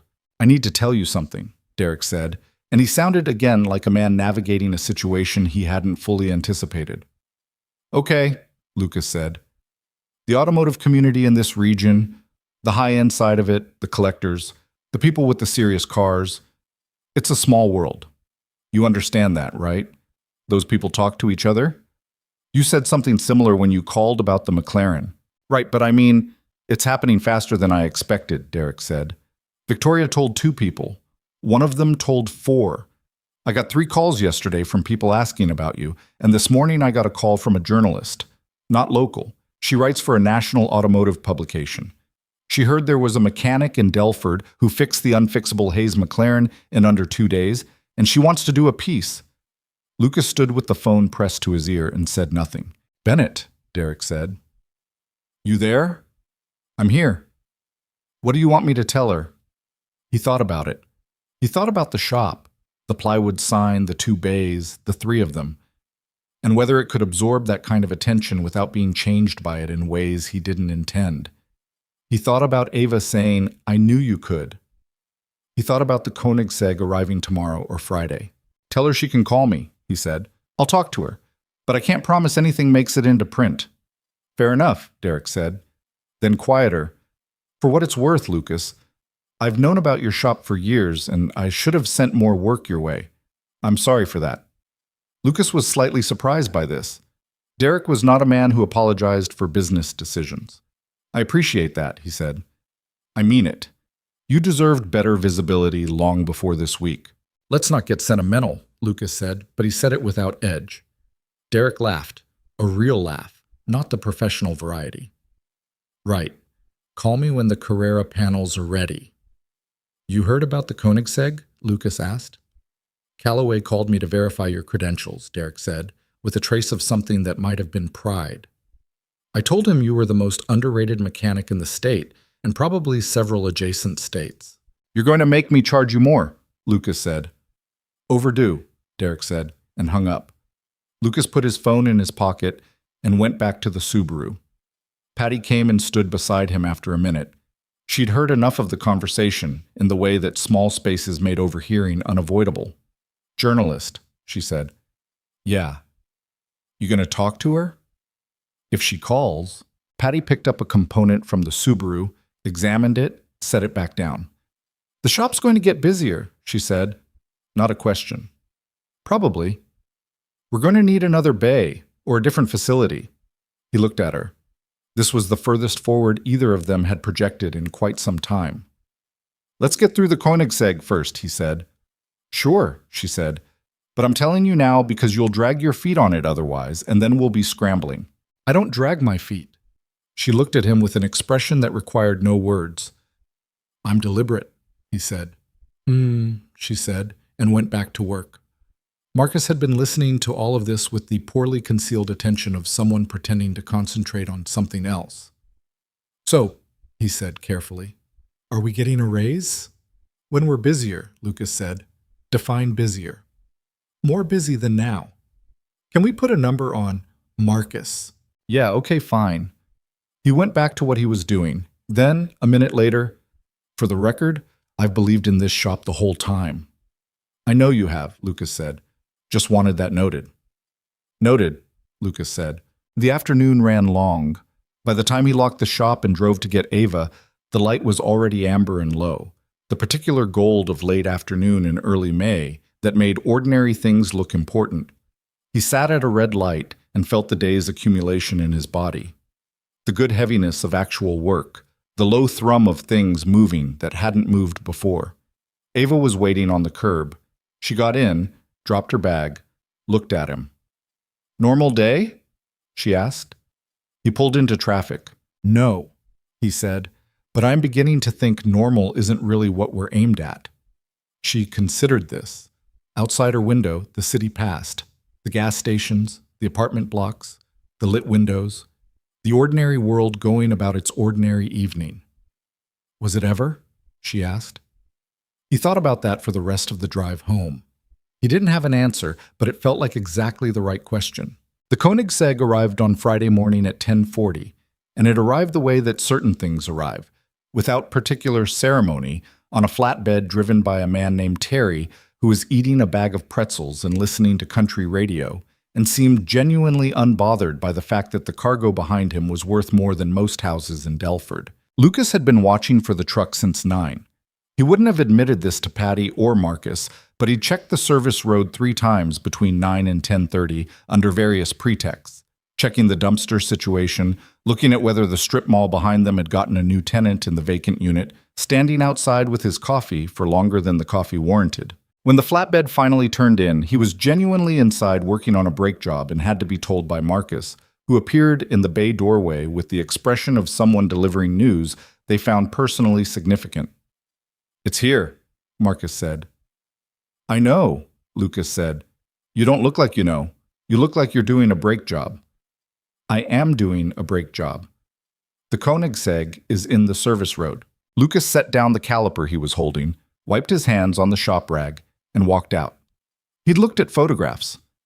He'd spent 2 evenings reading everything publicly available about the Jesco, the technical documentation, the engineering breakdowns, the owner accounts, the Koenigsegg factory service manuals that existed in fragmented form across various automotive forms. He thought he'd built a reasonable picture. The picture was insufficient. The car on the flatbed was a deep iridescent blue that changed character depending on the angle. Almost black in shadow, almost electric in direct light. It was low and wide in the way of things designed aerodynamically, rather than for the comfort of the people inside them, and it had the particular quality of certain machines where the design didn't feel decorative but functional, where every surface was there for a reason and the reason was speed. It was not damaged the way the McLaren had been damaged. From the outside, it looked essentially perfect, which Lucas knew from the McLaren meant nothing whatsoever. Terry climbed down from the cab, still working on his pretzels. He handed Lucas the clipboard and the key fob. "She runs," he said, "but rough, like something's randomly cutting out. Happens at idle sometimes, happens under load sometimes. No pattern that anyone's found." "Intermittent," Lucas said. "That's the word the Phoenix guys used," Terry confirmed. "Also some other words I probably shouldn't repeat." He signed his own copy of the paperwork and climbed back in the cab. "Good luck with it." He drove off. Lucas stood in the service road with the key fob in his hand and looked at the car. Patty came to stand beside him. She looked at the car the way she looked at everything, directly, without performance. "Intermittent power delivery," she said. "That's what Callaway said. Random. No pattern. No pattern anyone's found." She was quiet for a moment. "Intermittent faults are harder than permanent faults." "I know." With the McLaren, the fault was there all the time. You just had to find it. This one comes and goes, Lucas said, which means I have to catch it in the act, or find the condition that triggers it, or find the thing causing it before it expresses itself. "Or that," he agreed. Marcus had come outside and was standing slightly behind them, looking at the car with an expression he was making some effort to keep neutral. He was not entirely succeeding. "That's possibly the most beautiful thing I've ever seen," he said. "It's a machine," Patty said. "It's a beautiful machine." "Help me get it in the bay," Lucas said. Getting the Jesco off the flatbed and into the shop required more care than the McLaren had, because the McLaren had been visibly damaged and everyone had approached it accordingly, while the Jesco looked deceptively intact, and it was easy to forget that something was genuinely wrong with it. Lucas moved it slowly, steering by hand, Marcus guiding from outside. The car was low enough that the threshold of the garage door required careful navigation. Once it was inside, under the lights, it was a different thing again. The iridescent blue was replaced by something more metallic and immediate. Lucas walked the full circumference of it the way he had with the McLaren, building the picture, reading the geometry, understanding before touching. The Jesco was a different engineering philosophy from the McLaren. The McLaren was sophisticated. The Koenigsegg was almost philosophically extreme. Where the McLaren's engine was a masterwork of refinement, the Jesco's powertrain was something closer to controlled aggression. A 5-liter twin-turbocharged engine producing figures that required context to understand, fed by a fuel system with active management complexity that made the McLaren's electronics look like a carburetor. He stood at the engine bay for a long time. The oscilloscope Patty had ordered had arrived Thursday evening. It sat on the workbench, still in its packaging in the specific way of things that had arrived before anyone had time to open them properly. Lucas went to it now, cut the packaging, and spent 15 minutes setting it up and familiarizing himself with its interface. It was more capable than the unit he'd used before. Multiple channel inputs, real-time waveform display, the ability to capture and compare signal patterns across time intervals. For an intermittent fault, this was the difference between fishing with a net and fishing with a hook. The hook might catch nothing. The net increased the odds considerably. He connected the diagnostic interface first. The Koenigsegg's proprietary system was not McLaren's system, and he had no manufacturer access, which meant he was working through a universal interface that could read generic OBD parameters, but not the deep system data that factory tools accessed. He'd anticipated this limitation and had spent 2 evenings mapping the parameters he could access against what he needed to know. The diagnostic readout came up clean, no stored fault codes, no active flags. Of course, intermittent faults were often like this, present and absent in equal measure, leaving no trace during the quiet periods. The previous specialists had documented the fault occurring but been unable to catch it electronically, which meant it was either happening too quickly for standard logging to capture, or it was happening in a system layer that standard diagnostics couldn't reach. He set up the oscilloscope to monitor 4 channels simultaneously: the fuel injection pulse signal, the crankshaft position sensor output, the primary power supply rail to the engine management unit, and the ignition timing signal. These were the 4 most likely pathways for a power delivery fault to express itself. And if the oscilloscope was running when the fault occurred, he'd have a waveform signature to work from. Then he started the car. It started cleanly, settled into idle. The oscilloscope channels showed steady, expected waveforms. The clean square waves of the injection pulses, the regular sign of the crank sensor, the flat line of the power supply, the precise timing signal. Everything looked correct. Everything sounded correct. He let it idle for 5 minutes. It didn't fault. He revved it gently, not load, just RPM increase in neutral, watching the waveforms change shape with the increased engine speed. Everything tracked correctly. The injection pulse width changed as expected. The timing advanced appropriately. He let it come back to idle. 3 minutes later, without any input from him, the engine stumbled. It was brief, a fraction of a second, a slight roughness in the idle that smoothed itself before he'd fully registered it, but the oscilloscope had been watching, and it had caught it. He looked at the 4 channels immediately, scrolling back through the captured data to the moment of the stumble. 3 of the 4 channels showed nothing unusual. The 4th, the primary power supply rail to the engine management unit, showed a dropout, a brief sharp dip in voltage that lasted approximately 40 milliseconds before recovering. Small. Fast. The kind of thing a standard diagnostic scan would completely miss because it happened and resolved before a scan tool's logging interval could capture it. But the oscilloscope had it. There, Lucas said, to the empty garage. Patty was in the office doing administrative work. Marcus was on a test drive with the repaired Subaru. He said it to nobody, and it didn't matter because saying it made it real in a way that just thinking it didn't. A 40 millisecond voltage dropout on the ECU's primary power supply. Short enough to be invisible to standard tools, long enough to cause the ECU to momentarily reset, interrupting the fuel injection sequence, causing the stumble. The fault wasn't in the engine. It wasn't in the fuel system. It wasn't in the electronics of the engine management itself. It was in the power supply to those electronics. He shut the engine off and went to find the source.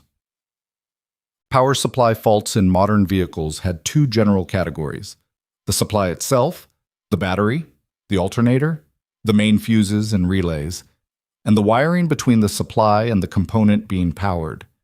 The Jesco's battery and charging system were, according to the Phoenix facility's documentation, within specification. The main fuses were intact. That left the wiring. Specifically, the wiring between the main power distribution point and the engine management unit's dedicated supply circuit. In the Jesco, this circuit ran through a protection relay before reaching the ECU, a design choice that protected the ECU from voltage spikes, but also introduced a relay contact that could, over time or under stress, develop intermittent resistance. He found the relay after 40 minutes of systematic harness tracing. It was positioned in a location that was technically accessible but practically awkward, behind a structural brace that required partial removal in a section of the engine bay that the Phoenix facility had apparently not fully explored. The relay itself looked fine. That was the problem with relays, that they looked fine until they didn't, and the transition between those states was exactly the kind of intermittent behavior he was looking for. He got the oscilloscope probe onto the relay's output terminal, restarted the engine, and waited. The stumble came again 4 minutes later. This time he was watching the relay output. The voltage dropped, but the voltage at the relay's input terminal, the supply side, did not drop. The relay was losing contact intermittently. The internal contact surface had developed enough resistance that under certain conditions, temperature, vibration, some combination of both, it was briefly failing to conduct. He shut the engine off again. He pulled the relay, examined it. The contact surface, visible when he oriented the relay toward the light, showed the faint pitting and oxidation that came from years of switching current under load. Not catastrophic, not even visually alarming to someone not looking for it, but enough. A $23 relay, in a car that cost more than the gross domestic product of a small municipality. He set it on the workbench and looked at it. Patty had come back into the main bay at some point during the last hour. She was watching him from the office doorway. He held up the relay. She looked at it, looked at him. "That's it?" "That's it." She came over and took the relay from his hand, examined it, handed it back. Relay contact degradation. Progressive. Probably started mild and got worse over time. Likely triggered by heat cycling. Worse when the engine bay temperature rises, which is why it's intermittent. Cold start might be fine. Warm idle or warm with load, the contact resistance increases just enough.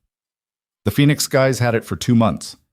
They were looking at the engine, the fuel system, the electronics. He set the relay on the bench. Not the relay in the power supply path. "Because relays don't fail on Koenigsegg's," Patty said, with the particular dryness of someone who had seen enough cars to know that everything failed eventually on everything. "Because it seemed too simple," Lucas said. "When something fails this intermittently and this randomly on a car this sophisticated, nobody looks at a relay. They assume it has to be something complicated. But it was simple." "The cause was simple," he said. The finding it was less simple." She looked at him for a moment. "How long did it take you to find it?" He thought. He'd started the diagnostic process around 11. It was now, he checked the clock, 2:47. "About 4 hours," he said. "Phoenix had it for 2 months. Phoenix didn't have the oscilloscope set up on the right channels," he said. "And they weren't looking at the power supply circuit. Because they assumed it had been checked." "Because it had been checked," Lucas said. "The battery was fine. The alternator was fine. The main fuses were fine, so they moved on." He picked up the relay again, turned it over in his hand. Nobody pulled the relay and scoped the output. Patty was quiet for a moment. Then, "Order the replacement. I'll check if we have a compatible unit in stock, but for this car we probably want OEM or better." "Already looked it up," Lucas said. "Koenigsegg doesn't sell individual relays through standard channels. I'll have to source through a compatible spec. Same voltage rating, same current capacity, better contact material. I found one. Parts house in Atlanta, next day shipping. So we're 1 day out." "1 day," he said. "If the replacement fixes it completely." "Will it?" "Will." He set the relay down. "I'm 90% confident. The waveform signature was clean. The fault was at the relay output and nowhere upstream. The replacement should eliminate it." He paused. "But I'll run it for an hour after installation before I call it done." She nodded. She had learned over years not to push him past his honest confidence assessment. He didn't say 100% when he meant 90. That was one of the things that made him who he was. Marcus returned from the Subaru test drive, came in, looked at the Koenigsegg, looked at Lucas, looked at the relay sitting on the workbench. "That small thing?" he said. "That small thing," Lucas confirmed. Marcus picked it up, looked at it, set it back down. He was quiet for a moment in the way he got quiet when something was landing differently than he expected it to. "You know what's weird?" he said. "Tell me." "Every time it turns out to be small." The McLaren, one pin. This, one relay. He looked at Lucas. But finding the small thing is the whole thing. Lucas looked at him. Sometimes Marcus said things that were exactly right in ways that surprised him. Yeah, Lucas said, that's exactly it. He called Robert Calloway at 3 o'clock. Calloway answered on the second ring, the same as last time. Bennett. Found it, Lucas said. A pause. Shorter than the pause Victoria had given him, but carrying similar weight. Already? Power supply relay to the ECU. Progressive contact degradation. Intermittent resistance under heat and vibration. Classic pattern, but easy to overlook because the supply circuit upstream tested fine. Calloway was quiet for a moment. Lucas had the sense of a man running through the implications. The Phoenix facility, checked the battery, the alternator, the main fuses, all fine. Nobody pulled the relay and scoped the output circuit. Because they assumed the supply was clean. Right. Another pause, then carefully. You're certain? I'm certain of the fault. I caught it on the oscilloscope. Voltage dropout at the relay output, nothing upstream. I'm replacing the relay with a higher spec unit, running it for an hour after installation. I'll call you when it's verified. When is the replacement arriving? Tomorrow morning. I'll have a result by early afternoon. Calloway was quiet in the way of someone making a calculation. Mr. Bennett, he said, I'd like to ask you a question, and I'd like you to answer it honestly. I'll do my best, Lucas said. Why did you find this and the Phoenix facility didn't? Give me a real answer, not a diplomatic one. Lucas thought about it. He thought about how to say something that was true without being unkind to people he'd never met. They approached it the way you approach an expensive, sophisticated problem, he said. They looked at the sophisticated systems, the engine management logic, the fuel delivery architecture, the electronic controls. Those are the systems that belong on a car like this. A relay and a supply circuit is something you'd find on any car. A 12-year-old pickup truck has the same kind of relay. So nobody looked there, because nothing about that car makes you think of a 12-year-old pickup truck. And you did. I looked at what the fault was doing rather than where it was expected to be, Lucas said. The fault was intermittent and fast. Too fast for standard logging. That told me it was either a signal layer issue or a supply issue. The signal layers checked out, so I looked at supply. Process of elimination. And the right equipment to see something that fast, he said. The oscilloscope made the difference. Without that, I'd have been guessing. Calloway considered this. The equipment wasn't specialized. No, it's available to anyone. The Phoenix facility probably had one. Then why? Because you have to know what channels to watch, Lucas said.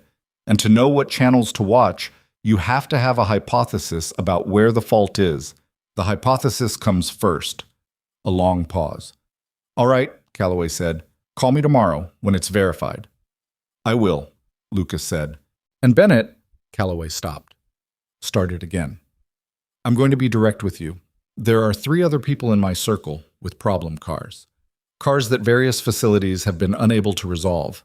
I've been waiting to see what you did with the Jesco before I said anything. Lucas said nothing. If the relay fix holds, Calloway continued, I'd like to talk about a more formal arrangement, not just referrals, something more structured. He paused. I'll explain what I mean after you call me tomorrow. I don't want to get ahead of the verification.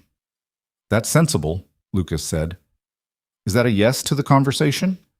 It's a yes to the call tomorrow, Lucas said. The conversation follows from there. He could hear in the silence that followed something that might have been a smile. Fair enough, Calloway said. Tomorrow. He didn't tell Patty or Marcus about the second part of Calloway's call. Not yet. He'd learned, from years of the particular discipline that single parenthood teaches, the discipline of not building structures on uncertain ground, to wait for things to be real before he treated them as real. The relay replacement arrived at 9:15 the next morning via overnight delivery, well packaged, exactly what he'd ordered. He installed it in 40 minutes. The access was awkward but manageable now that he'd already navigated the brace removal, torqued everything correctly, reconnected the supply circuit, and reconnected the oscilloscope to the same 4 channels as the previous day. He started the car. It ran. He watched the oscilloscope. The power supply channel showed a flat, clean line, so No variation, no dropout, nothing but steady voltage exactly where it needed to be. He let it idle for 10 minutes. The waveform didn't change. He ran it through RPM increases in neutral. Clean. He let it drop back to idle and left it running. 20 minutes, 30, 45. At the 50-minute mark, Marcus came and stood in the bay doorway. "Anything?" he said. "Nothing," Lucas said, which is the right answer. Marcus watched the oscilloscope screen. The flat line of the power supply channel sat there, unwavering, across the whole span of the capture. "That's a really beautiful flat line," he said. "It is," Lucas agreed. At 60 minutes, he shut the engine off. He looked at the full oscilloscope record, 1 hour of data, 4 channels, 0 anomalies. He called Callaway. "It's done," he said. 1 hour clean, 0 dropouts. The fault is resolved." He heard Callaway exhale, a controlled sound, but the control wasn't quite complete. "You're certain?" "I'm certain," Lucas said. No qualifier this time. The data was clean and he'd earned the certainty. "All right," Callaway said. "Now we can talk."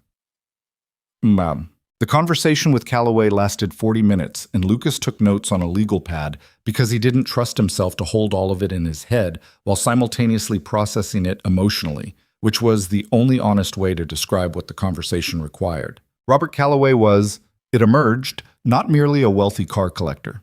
He was the founder of a private investment group that managed assets for approximately 30 clients, all of them in the upper tier of the regional wealth distribution, several of them with national profiles. The cars were a personal passion shared by a significant subset of those clients, and the problem of maintaining extraordinary vehicles in a region with no truly extraordinary maintenance facility had been, for years, a persistent frustration. "We've been sending cars to facilities in California, in Florida, in Germany for significant work," Callaway explained. "The logistics are expensive, and the turnaround times are unreasonable.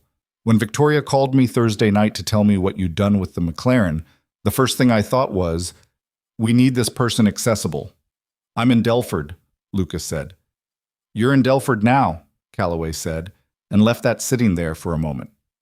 "What are you proposing?" Lucas asked. What Callaway proposed was not a simple thing. He proposed, in the organized and precise manner of a man who structured complex arrangements for a living, a joint investment in a significantly upgraded facility. Not a takeover, Callaway was explicit about this, returning to it twice as if he'd anticipated the concern.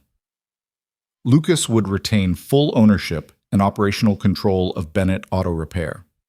What Callaway's group would provide was capital, enough to lease a proper facility with 4 or 6 bays, proper equipment, a clean room for sensitive electrical work, the diagnostic tools that currently required either manufacturer access or expensive workarounds. In return, Callaway's clients would direct their maintenance and repair work to Bennett Auto Repair on a priority basis.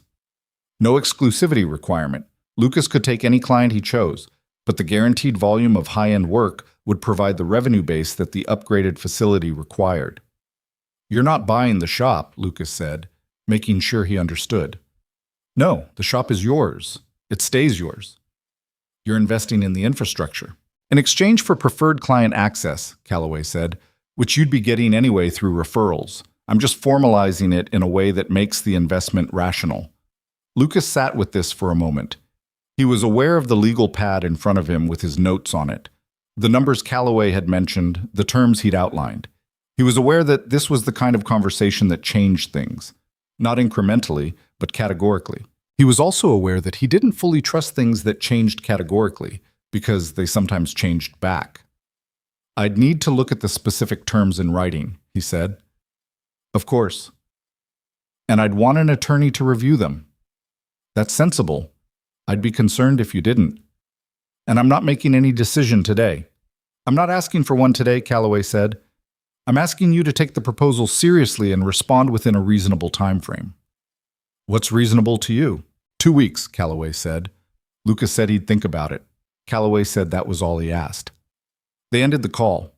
He sat at his desk in the shop's small office, a room barely large enough for the desk and a filing cabinet that needed new drawer runners, and looked at the legal pad. He looked at the numbers. He looked at the words operational control that he'd underlined. Then he looked through the office window into the main bay, where Patty was doing something methodical at the workbench and Marcus was on the phone, his personal phone, so not work, probably his sister again. And the two bays of the shop were exactly what they'd been for 8 years, exactly what he'd built on the resources he'd had, which had never been enough, and which he'd made work anyway. He sat there for a while. He wasn't going to call anyone today. Not Derek, not Victoria. He wasn't going to say yes or no, or maybe or anything. He was going to let it sit for exactly as long as it needed to sit. But in the back of his mind, quiet and unhurried, something that had been tense for years was beginning, very slowly, to release. Tim, the journalist called that afternoon. Her name was Sandra Keene, and she wrote for a national automotive publication with the kind of reputation that, when Lucas looked it up quickly before calling back, turned out to be more significant than Derek had made it sound. She was professional and direct, asked smart questions, and did not try to make the story something it wasn't. "I want to understand the diagnostic method," she said, "not just the result, the process." He talked for 20 minutes about the McLaren, about the timestamps on the error codes, about what they revealed, about the search for the single fault in a car that appeared to have 47 faults. He kept the technical detail at a level that was accurate without being inaccessible. "Can I ask about your background?" she said. "Formal training, credentials?" "Community college automotive program," he said. 20 months, then 8 years of running this shop." A brief pause. "No manufacturer certifications? No dealership apprenticeship?" "No." "The facilities that looked at the McLaren before you, at least 2 of them had factory-trained technicians with manufacturer diagnostic access." "I know." "And you found the fault without any of that." "I found the fault by reading what the diagnostic output was telling me rather than taking it at face value," he said.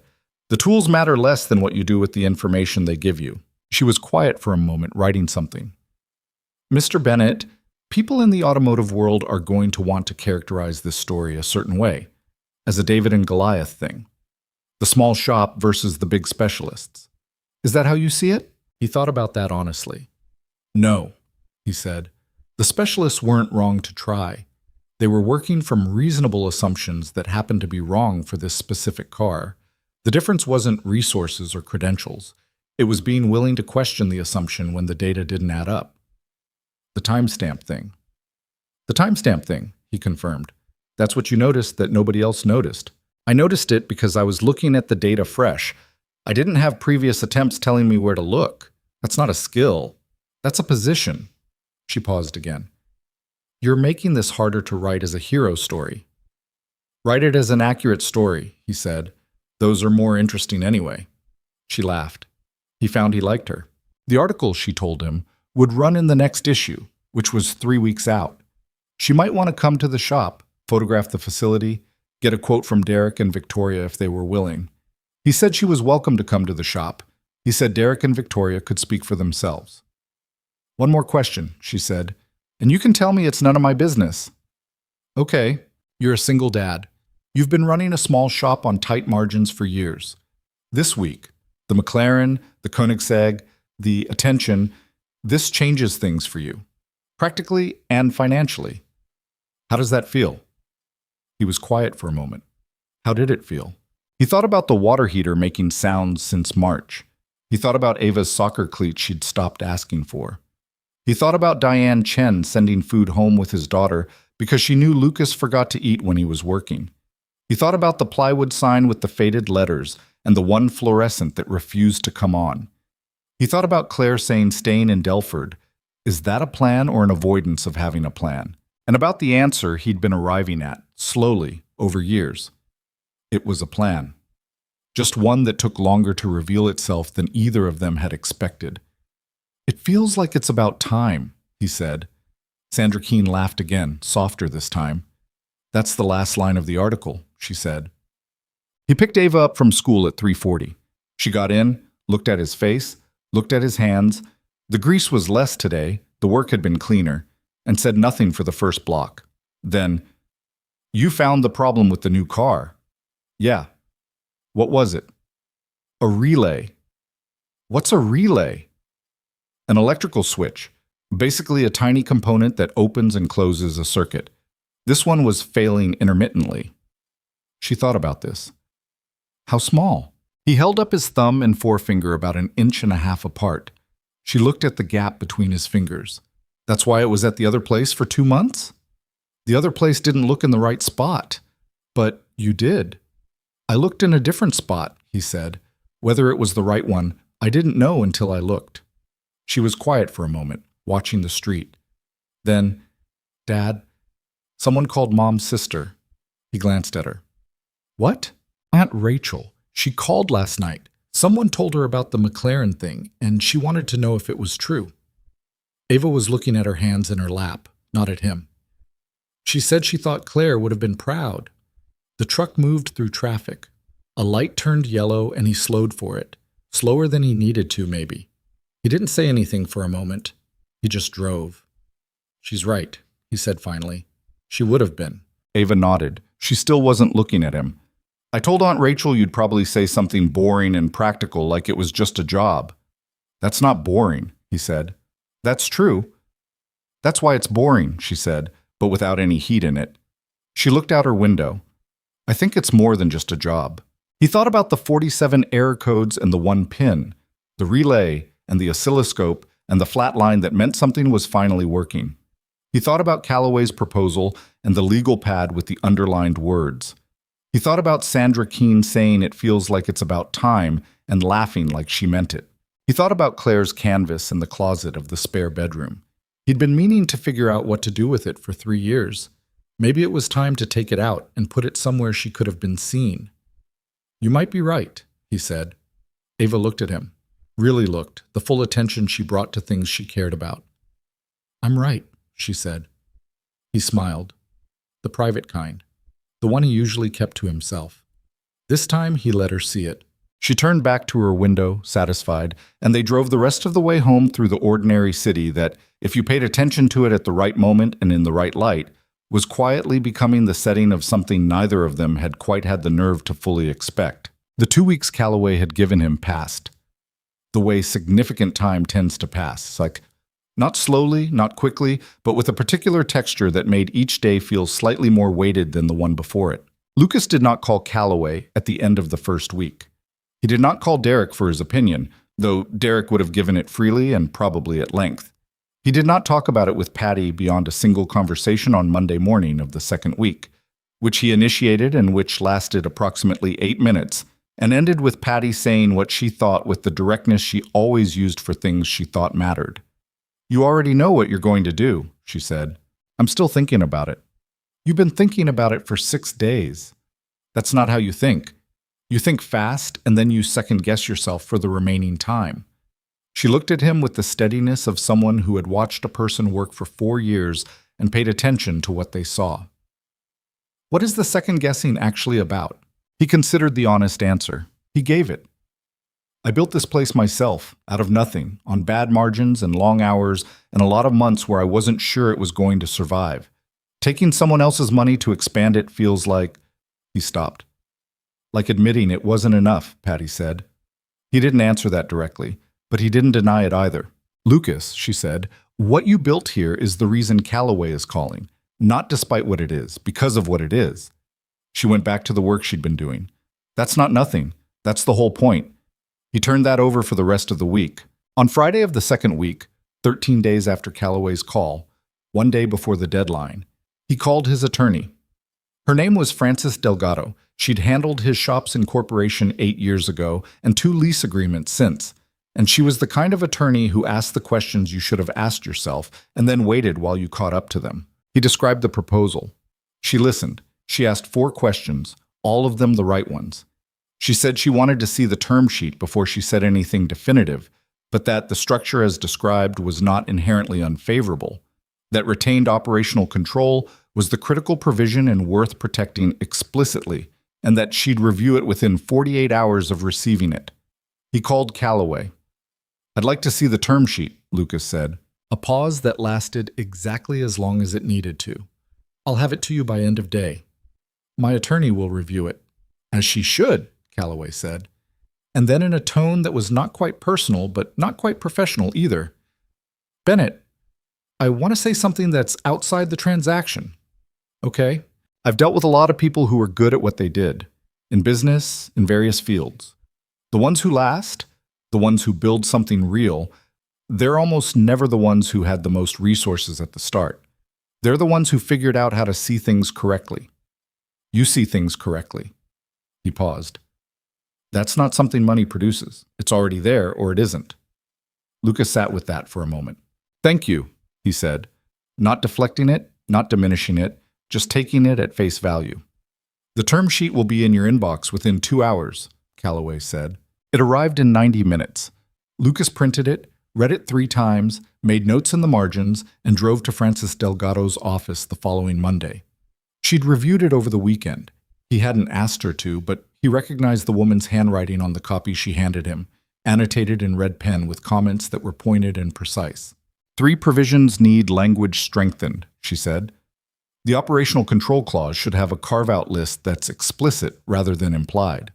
The preferred client arrangement needs a defined cap on priority booking so it doesn't functionally become exclusivity through the back door. And the exit clause needs a longer notification period. She tapped her pen on the table. Everything else is reasonable. Is the deal structure sound? For someone in your position, yes. You're getting infrastructure without giving up the thing that makes you valuable. She looked at him over her glasses. Which is you, not the facility. Can you draft the revisions? Already started them, she said. The revised term sheet went back to Calloway on Wednesday. His response came Thursday morning. 2 of the 3 revisions accepted without discussion. The third, the exit clause notification period, met with a counterproposal that Francis reviewed and approved with a minor modification. By Friday afternoon of the 3rd week since Calloway's first call, Lucas Bennett signed the agreement at Francis Delgado's conference table with a pen that had her firm's name on it and a hand that was steadier than he expected. Francis witnessed it. She shook his hand afterward with the brisk warmth of someone who has just helped a person do something that mattered. Congratulations, she said. Now go find a facility that doesn't have a fluorescent light that doesn't work. 1 of 3, he said. I know, she said. I've been to your shop. Cool. He told Patty first. He called her before he'd even left the parking garage below Francis's building, sitting in the truck with the signed agreement on the passenger seat. Done? She said. Done, he said. She was quiet for a moment, then, good. And then as if remembering something. I found a building. On Clemmer Road off the Interstate Service Road. 6 bays, climate-controlled, a clean room already built out from the previous tenant, some kind of specialty fabrication company. It's been vacant 8 months. Landlord is motivated. He stared at the windshield. You found a building. 2 weeks ago, she said. I was waiting. Patty, you were going to say yes. I told you. She didn't sound smug about it, just accurate. I'll send you the listing. He looked at his phone. The listing was already in his messages, sent 2 weeks ago at 9:47 p.m. with no accompanying message, just the link. He sat in the parking garage for a moment, looking at the listing photograph on his phone. A clean, wide building on a road with actual traffic visibility. 6 bays. Room to grow into rather than out of. He thought about the plywood sign above the garage door of the shop on the service road behind the strip mall. The one he'd painted himself 8 years ago when he had nothing but the tools he'd bought secondhand and the lease he'd barely been able to sign and the belief, maybe slightly irrational but persistent, that he could make it work. He'd made it work. By the measure that mattered, he'd kept the doors open, kept the lights on, built a reputation through the quality of the work rather than the quality of the marketing. He'd made it work. The building was not the shop. The shop was the thing he and Patty and Marcus had built inside it. That thing was coming with them. I'll look at the building this week, he said. I'll set up the walkthrough, she said. Tuesday works. Patty, he paused. I'm going to need to talk to you about your role in the new arrangement. It's going to be different. I know. I mean, your compensation, your Lucas. Her voice was measured and calm. We can talk about all of that, but right now you just signed something significant, and I think you should probably go home and tell your daughter. He looked at the passenger seat. The agreement, 6 pages, his signature at the bottom of the last one. Yeah, he said. That's probably right. He picked Ava up from school 20 minutes early, which he almost never did. She came out of the building with the particular expression of someone who has been called out of class unexpectedly and is calculating possible reasons, the ratio of good reasons to concerning ones and where the probability mass lay. She saw him standing at the truck rather than sitting in it, and the calculation in her face shifted. "What happened?" she said. "Good thing," he said. "Get in." She got in. He got in. He didn't start the truck immediately. "I signed an agreement today," he said, "to expand the shop. New building, more bays, better equipment, a business arrangement with a group of investors who are going to help finance the upgrade." She was looking at him with the full attention expression, the one she gave things she cared about. "We're keeping the shop," he said. "It stays ours. I stay in charge of it, but it's going to be bigger, and that means more work, more clients, better equipment, and probably, financially." He stopped. Tried again. "Things are going to be more stable." She was quiet for a moment. He watched her face, trying to read it. "The water heater," she said. He blinked. "What?" "You can fix the water heater," she said. "It's been making that noise since March." He looked at her. She looked back at him with the expression of someone who has been tracking a list of unresolved practical matters and has just been given reason to believe the list might finally start getting shorter. "Yeah," he said. "I can fix the water heater." She nodded, then after a moment, "And my cleats." "And your cleats," he said. She turned and looked out the windshield at the school entrance where kids were still filtering out, backpacks and noise and the normal chaos of afternoon dismissal. She was quiet long enough that he wondered what she was actually thinking, because with Ava, the surface of a thing was never the whole thing. "Mom would have said something smart about this," she said. He looked at the steering wheel. "Yeah, she would have.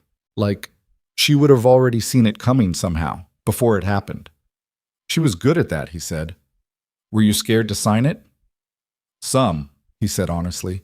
"Because of losing control of the shop?" "That was part of it." "What was the other part?" He thought about how to say something that was real without being heavier than the moment warranted. "When things have been hard for a long time," he said, "sometimes good things feel fragile, like they might not hold." She absorbed this. She had the particular stillness of someone processing something that they recognized, not intellectually but from experience. 11 years old, and she recognized that feeling. He wasn't sure whether that made him proud of her or sorry for the years that had taught her to recognize it. Maybe both. Probably both. "Does it feel fragile now?" she asked. He considered the question. He thought about the signed agreement on the passenger seat and Francis Delgado's handshake and Patty's listing sitting in his messages for 2 weeks. He thought about the oscilloscope waveform, that flat, clean line, 1 hour of data, 0 anomalies, and about section L7 and a relay in a Koenigsegg, and about everything that the past 3 weeks had confirmed. "Less than I expected," he said. She nodded once. The case appeared to be settled in her mind. "Okay," she said. "Can we get food? I'm starving." He started the truck. "What do you want?" "Tacos?" "There's food at home." "There's ingredients at home," she said. "That's different." He pulled out of the school lot. "Fine. Tacos." She settled into her seat with the satisfaction of someone who has navigated a significant emotional conversation and arrived at an acceptable conclusion. Outside the windows, Delford passed in its ordinary way. The gas stations and intersections and strip malls and apartment buildings. The city as it had always been, as it would probably remain, with or without the specific events of the past 3 weeks. But Lucas drove through it differently now. Not faster, not with more certainty about every turn. Just with slightly less of the weight that had been riding in the cab with him for years. The weight that had no specific name and never left completely, but which had shifted like something set down from one shoulder to both. He didn't remark on this. He just drove. The article ran 4 weeks later. Sandra Keene had come to the shop the previous Tuesday. She'd brought a photographer, which Lucas hadn't anticipated, and which Marcus had reacted to with an enthusiasm that Patty found somewhat undignified, and Lucas found mildly entertaining. She'd spent 3 hours there, watched Lucas work on a Porsche that had come in with an exhaust valvetrain issue, asked smart follow-up questions about the McLaren repair, photographed the shop in its actual working state, not cleaned or staged, Just the two bays and the benches and the equipment and the three of them doing what they did. She'd photographed the plywood sign. Lucas had almost asked her not to. Then he decided the sign had earned its photograph and said nothing. The article ran in the print edition and online simultaneously, and the online version was what spread, shared first in automotive circles, then picked up by a larger technology and business publication that ran a shorter version focused on the Callaway investment angle, then fragmented into the various digital spaces where these things traveled. Lucas knew about it because his phone started ringing at 7 in the morning the day it ran and didn't meaningfully stop for 3 days. He did not read the article for the first 2 days. He knew this was slightly irrational. He read it on the third day, sitting in the parking lot of Ava's school after drop-off on his phone, the truck running. Sandra Keene had written it the way she'd promised. Accurate, not inflated, the technical details correct, the human details present without being sentimental. She'd quoted Derek and Victoria. She'd quoted Francis Delgado, which he hadn't expected. She'd quoted Marcus, which produced a line about believing in the shop the whole time that was somewhat self-aggrandizing but not inaccurate. She'd quoted Patty a single time, in a line that was so precisely Patty that Lucas read it twice. He looks at things until he understands them. Most people stop looking before that. She had not, as far as he could tell, made him into something he wasn't. She hadn't called him a genius or a savior or used any of the language that would have required him to spend energy being uncomfortable about inaccuracy. She'd written about a mechanic who looked at a diagnostic readout and noticed something that others had missed, and what happened after that. The last line of the article was his own words. It feels like it's about time. He sat in the parking lot and looked at his phone for a moment after he finished reading. Then he called Sandra Keene. She answered on the third ring. "Bennett, you read it." "I read it," he said. "It's good." "It's accurate," she said. "Which is what you asked for." "Same thing, in this case." A pause. He could hear something in the background, keyboards, voices, the sound of a working newsroom. "How's the response?" she asked. "Phone calls," he said. "A lot of them. Are any of them from places you want to work with?" He thought about the calls he'd taken and the ones Patty had filtered on his behalf. 3 collectors with vehicles that needed attention. 2 journalists who'd seen the article and wanted to do their own versions, which he'd declined politely. 1 automotive engineering professor from a university 2 states over who'd called to say the timestamp observation was, in his words, the kind of diagnostic reasoning we try to teach students and rarely see in practice, which Lucas had received with the particular awkwardness of a person who doesn't know what to do with academic validation. And 1 call from a manufacturer, not McLaren, not Koenigsegg, a different manufacturer, one whose vehicles appeared occasionally in the hands of collectors and whose technical challenges were, reportedly, not always resolved by their own service network. The call had been exploratory, careful, the kind of call that meant nothing concrete yet but suggested a direction. "Some of them," he told Sandra. "The manufacturer call," she said. He was slightly surprised. "How do you—" "I have sources," she said mildly. "Are you going to pursue it?" "I'm going to find out what they're actually asking before I decide anything." "Smart," she said. "Bennett, one more thing. I wanted to tell you before you heard it elsewhere. The article's been picked up by 3 international outlets, automotive press, mostly. 1 in the UK, 1 in Germany, 1 in Japan." He looked at the parking lot.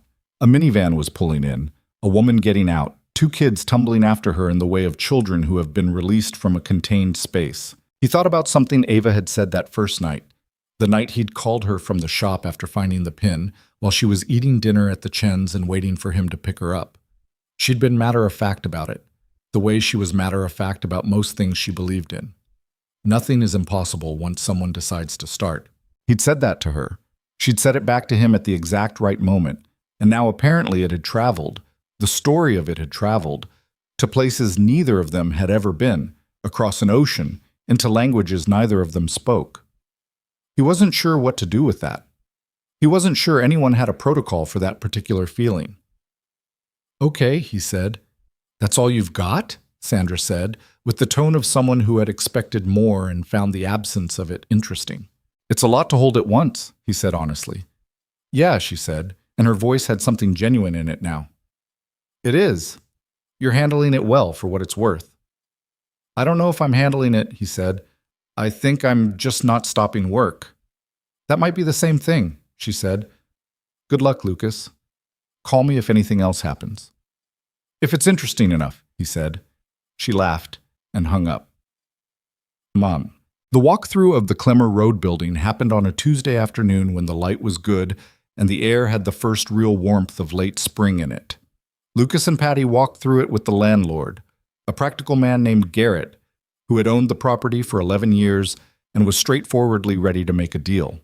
Marcus had asked to come, and Lucas had told him to hold down the shop, and Marcus had accepted this with the diplomatic grace of someone who understood the hierarchy while resenting the specific application of it. The building was larger in person than the listing photographs suggested.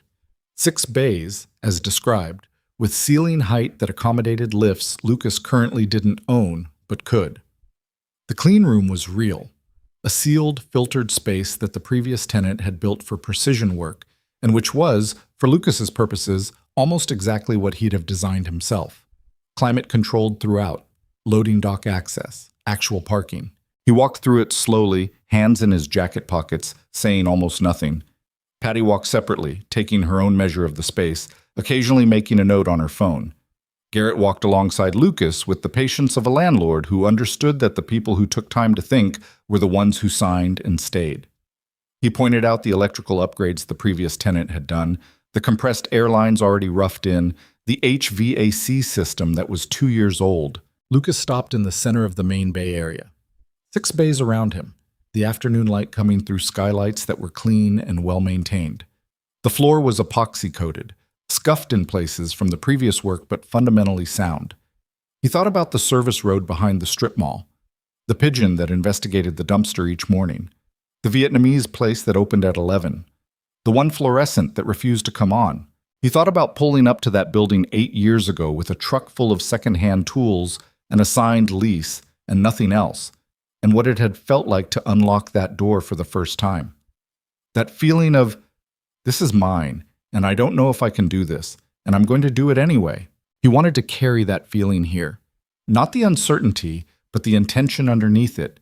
The part that said, I built something once out of not enough, and I'll build something better now that I have more. We'll take it, he said. Garrett nodded, unsurprised. Patty looked over from across the space, caught Lucas's eye, and gave a single nod of confirmation. The lease signed 3 days later. The move took 2 weekends, organized with the methodical efficiency that Patty brought to all logistical challenges and the cheerful chaos that Marcus contributed to physical labor. They didn't hire movers. They moved what they could themselves, with help from Derek Fuentes, who showed up the first Saturday in clothes that were slightly too nice for the work and threw himself into it anyway with a willingness that Lucas found genuinely touching. Victoria Hayes sent 3 people from her office to help on the second weekend, which nobody had asked for or expected, and which resulted in 4 hours of efficient box moving alongside a certain amount of awkward professional conversation between her staff and Lucas's, the 2 worlds momentarily occupying the same rented moving truck. Marcus, predictably, made friends with all 3 of Victoria's people immediately. The plywood sign did not come with them. Lucas took it down himself on the last afternoon at the old building, carried it inside, and leaned it against the wall of the now empty main bay. He stood and looked at it for a moment. The faded letters, the weathered wood, the work of a younger version of himself who had been operating on stubbornness and very little else. He didn't throw it away. He put it in his truck. It was in the garage at his house now, leaning against the back wall. He wasn't sure yet what to do with it, but getting rid of it felt wrong, the same way getting rid of Claire's canvas still felt wrong, and he'd learned not to force those decisions before he was ready for them. The new sign above the Clemmer Road building was simple, professionally made this time, clean lettering on a dark background. Bennett Auto Repair. The same name, just legible from the road. 6 weeks after the move on a Thursday that was otherwise unremarkable, Lucas received a call from the manufacturer. The exploratory conversation had become a more specific one, and the specific one had led to a proposal. A consulting arrangement, informal and non-exclusive, under which Lucas would be available to their technical support team for complex diagnostic cases that their own network couldn't resolve. Not a full-time role. Not a relocation. Just a phone call sometimes, when they had a car and a problem and nobody with an answer. He said yes, with a condition. Any cases he took on, he'd document his process fully. Not for them to own, for the industry, for the automotive forums and the independent mechanics and the small shops with 2 bays and a plywood sign that the collectors and the manufacturers and the big facilities tended not to see. The manufacturer said yes. He did not think of this as a victory. He thought of it the way he thought of the oscilloscope Patty had ordered, as a tool, a way of doing more of the thing he already did, in more places, with more reach. The work was still the work. That was the part that never changed. 3 months after the Clemmer Road move, Lucas was in the new clean room working on an electrical diagnostic challenge, a Pagani, of all things, belonging to a client Callaway had referred, with a specific issue in the torque vectoring control system, when his phone buzzed with a text from Ava. Soccer tryouts tomorrow. Coach said I have a real shot at varsity. He looked at the message. He was in the middle of something delicate, both hands occupied, but he read it twice before setting the phone back down. He thought about Ava at 11. The soccer hoodie, the pasta sauce on her chin, the poster board about coral reefs finished after he'd fallen asleep on the couch. She was 12 now, and something had shifted in the past months. Not her personality, which was fundamentally unchanged, but her sense of herself within it. A solidity that hadn't been quite there before. He'd noticed it without knowing exactly when it had arrived. He'd asked her about it once, indirectly, on a drive home from a Saturday game. "You seem different lately," he'd said. "Different how?" "Steadier." She'd thought about it. "I think it's because things are steadier," she'd said. "Like, at home. It makes it easier to be steady other places." He'd had no response to that. It was too accurate and too simple, and it had done the thing that certain true things did. Sat in his chest and stayed there. He finished the diagnostic task, cleaned his hands, stepped out of the clean room into the main bay where Marcus was doing a service on a Bentley Continental that had come in that morning, and where Patty was on the phone with a parts supplier being, from the sound of it, extremely precise about her requirements. He looked at the bays. 6 of them. 4 currently occupied. The Pagani, the Bentley, a Range Rover with an air suspension issue, and a Honda Accord that belonged to a woman named Teresa who'd been bringing her cars to Bennett Auto Repair since the 2nd year of the old location, and who Lucas would no more turn away for a Koenigsegg than he'd have turned away the Koenigsegg for her. The Honda Accord was in Bay 4. The Pagani was in the clean room. This felt exactly right to him, and he wasn't sure he could have explained why to someone who didn't already understand it. He texted Ava back. "That's your mom's competitiveness. Good. Show them." 3 dots appeared immediately. Then, "That's kind of embarrassing to say." It's accurate. Still embarrassing. "Text me after tryouts tomorrow." "I will. Don't stay at the shop all night." He smiled at the phone, then put it in his pocket and went back to work. Later that evening, after Ava was home and fed and doing homework at the kitchen table, with the focused energy of someone who had, at some point in the past months, stopped leaving things to the last possible minute, not always, not perfectly, but meaningfully more often than before, Lucas went into the spare bedroom. Claire's canvas was still in the closet. He'd been meaning to take it out for 3 years, and he'd said so to himself again the night he'd signed the Callaway agreement, and then again the day they'd moved into the Clemmer Road building. He opened the closet. The canvas was there, wrapped in a sheet the way he'd wrapped it when he first put it there, careful with it even then. He took it out, set it on the floor, and unwrapped it. She'd never finished it. It was a landscape, something imagined rather than observed, the way she painted, all color and suggestion. A field, maybe, or the edge of one. A sky in the specific shade of blue that happened for about 20 minutes in late afternoon before the light changed and you couldn't catch it anymore. She'd been working on it the last autumn she was well, when she could still sit at the easel for an hour at a time before she needed to rest. He sat on the floor of the spare bedroom and looked at the unfinished painting. He thought about all the things he'd been meaning to do and hadn't. All the things that had waited because the waiting was easier than the arriving. The water heater, fixed now. Ava's cleats, replaced. She'd picked them out herself in a sporting goods store on a Saturday in April, tried on 4 pairs with great seriousness, and chosen the ones that were not the most expensive because she'd said these ones actually fit right with the pragmatic certainty of her father. And Lucas had stood in the aisle and felt something complicated and good. The canvas. He'd been avoiding the canvas the way you avoided certain rooms in a house after something happened in them. Not because the room was bad, but because you hadn't figured out how to be in it yet. He looked at the half-finished field, the specific blue of the impossible late afternoon sky. She would have been proud. Aunt Rachel had said it, and it was true, and he'd known it was true the whole time, carried it the whole time. It just lived in a part of him that didn't have easy access to the surface. He thought about what he'd said to Ava on the drive home from tryouts the night of the McLaren. We kept doing the work. That's it. That's the whole thing. Claire had kept doing the work too. On the canvas, on him, on their daughter, on the life they'd been building right up until she couldn't anymore.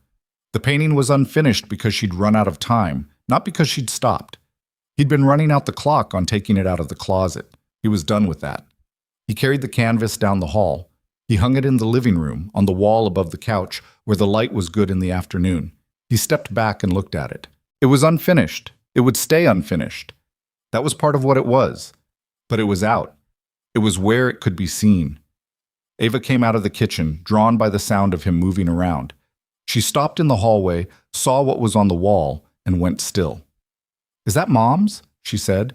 She said it quietly, not quite whispering. "Yeah." She walked over and stood beside him, looking at it. He put his arm around her shoulders, the way he had when she was smaller, and the way she still let him sometimes, when the moment was the right kind. "I didn't know she was this good," Ava said. "She was better than she thought," he said. Ava leaned against him slightly. They stood there in the living room, looking at the unfinished painting, the field that might be a field, the sky in its impossible blue, the particular beauty of something that would never be completed and was exactly what it was supposed to be. The water heater was fixed. The rent was paid, and had been paid without the monthly arithmetic of catastrophe for 8 weeks now. The shop on Clemmer Road had 6 bays and a sign you could read from the road. Somewhere in the city, the McLaren was in its garage, operational and beautiful. The Koenigsegg was back with its owner in Phoenix, running clean. The article had traveled to the UK, Germany, Japan, places Lucas had never been, carrying a story about a pin and a relay and a man who looked at things until he understood them. And here, in a house on a cul-de-sac on the eastern edge of Delford, a man and his daughter stood in the living room looking at an unfinished painting on a wall where it should have been years ago, in the ordinary light of an ordinary evening. There was no music, no dramatic punctuation, just the refrigerator hum and the baseboard heater and the distant sound of the neighbor's dog, and the particular silence of 2 people who had gotten through something hard together and were standing on the other side of it, still standing. "It's good up there," Ava said. "Yeah," Lucas said. "It is." She pulled away after a moment, the way she did. She had the right amount of sentiment and not a drop more, same as her father. "I'm finishing my homework," she said. "I know," he said. "Don't stay up too late." "I won't." She went back to the kitchen. He heard the chair, the sound of her pencil, the small sounds of a person working on something that needed finishing. He stood alone for another minute with the painting. He thought about what he'd said to Ava on the drive home that first night, when the engine had roared to life and the flat line on the oscilloscope had held for 60 minutes, and something that everyone said was impossible had turned out, simply, to be difficult. He'd said, "We kept doing the work." That's it. It wasn't a philosophy. It wasn't wisdom he'd arrived at through study or inspiration. It was just the thing that was true, distilled from years of early alarms and bad margins and long hours and grief carried quietly, and a daughter who deserved better than whatever was left over. You showed up. You looked until you understood. You didn't stop before you found the thing. And sometimes, not always, not with any guarantee, but sometimes, the thing was there. He turned off the living room light, went to the kitchen table and sat across from Ava while she finished her homework, the way he'd sat across from her at 10,000 tables over 11 years. Just there, present, doing nothing dramatic, being the person who was still in the room when she looked up. She looked up once, around 9, when she was nearly done. "Dad?" she said. "Yeah. I'm glad we kept going," she said, like it was a conclusion she'd reached just now. like she'd been adding things up in her own quiet way all evening, and this was the total. He looked at his daughter across the kitchen table, the slightly chaotic ponytail, the mother's eyes, the particular expression of someone who had figured out something real and wasn't making more of it than it was. "Me too, Bug," he said. She went back to her work. He stayed at the table. Outside, Delford went about its evening. The lights in windows, the traffic thinning on Route 9, the ordinary world in its ordinary motion, indifferent and complete. The city that was too big to call a town and too small to call impressive, where a man and his daughter had gotten up each morning and done the next thing and then the next thing for years, until the next thing turned out to be something worth telling. The alarm would go off at 5:14 tomorrow. Lucas Bennett would get up. He would make coffee. He would make toast. He would write a note and tuck it under the sandwich bag and zip the lunchbox closed. He would drop his daughter at school and drive 11 minutes to the shop on Clemmer Road and unlock the door and flip the fluorescents on. All of them, they all worked now, and stand in the familiar smell of the place, which was oil and metal and rubber, and the honest residue of work that mattered. And he would do what he had always done. He would look at the thing in front of him until he understood it. That was enough. That had always been enough. It just took a little while to see it clearly.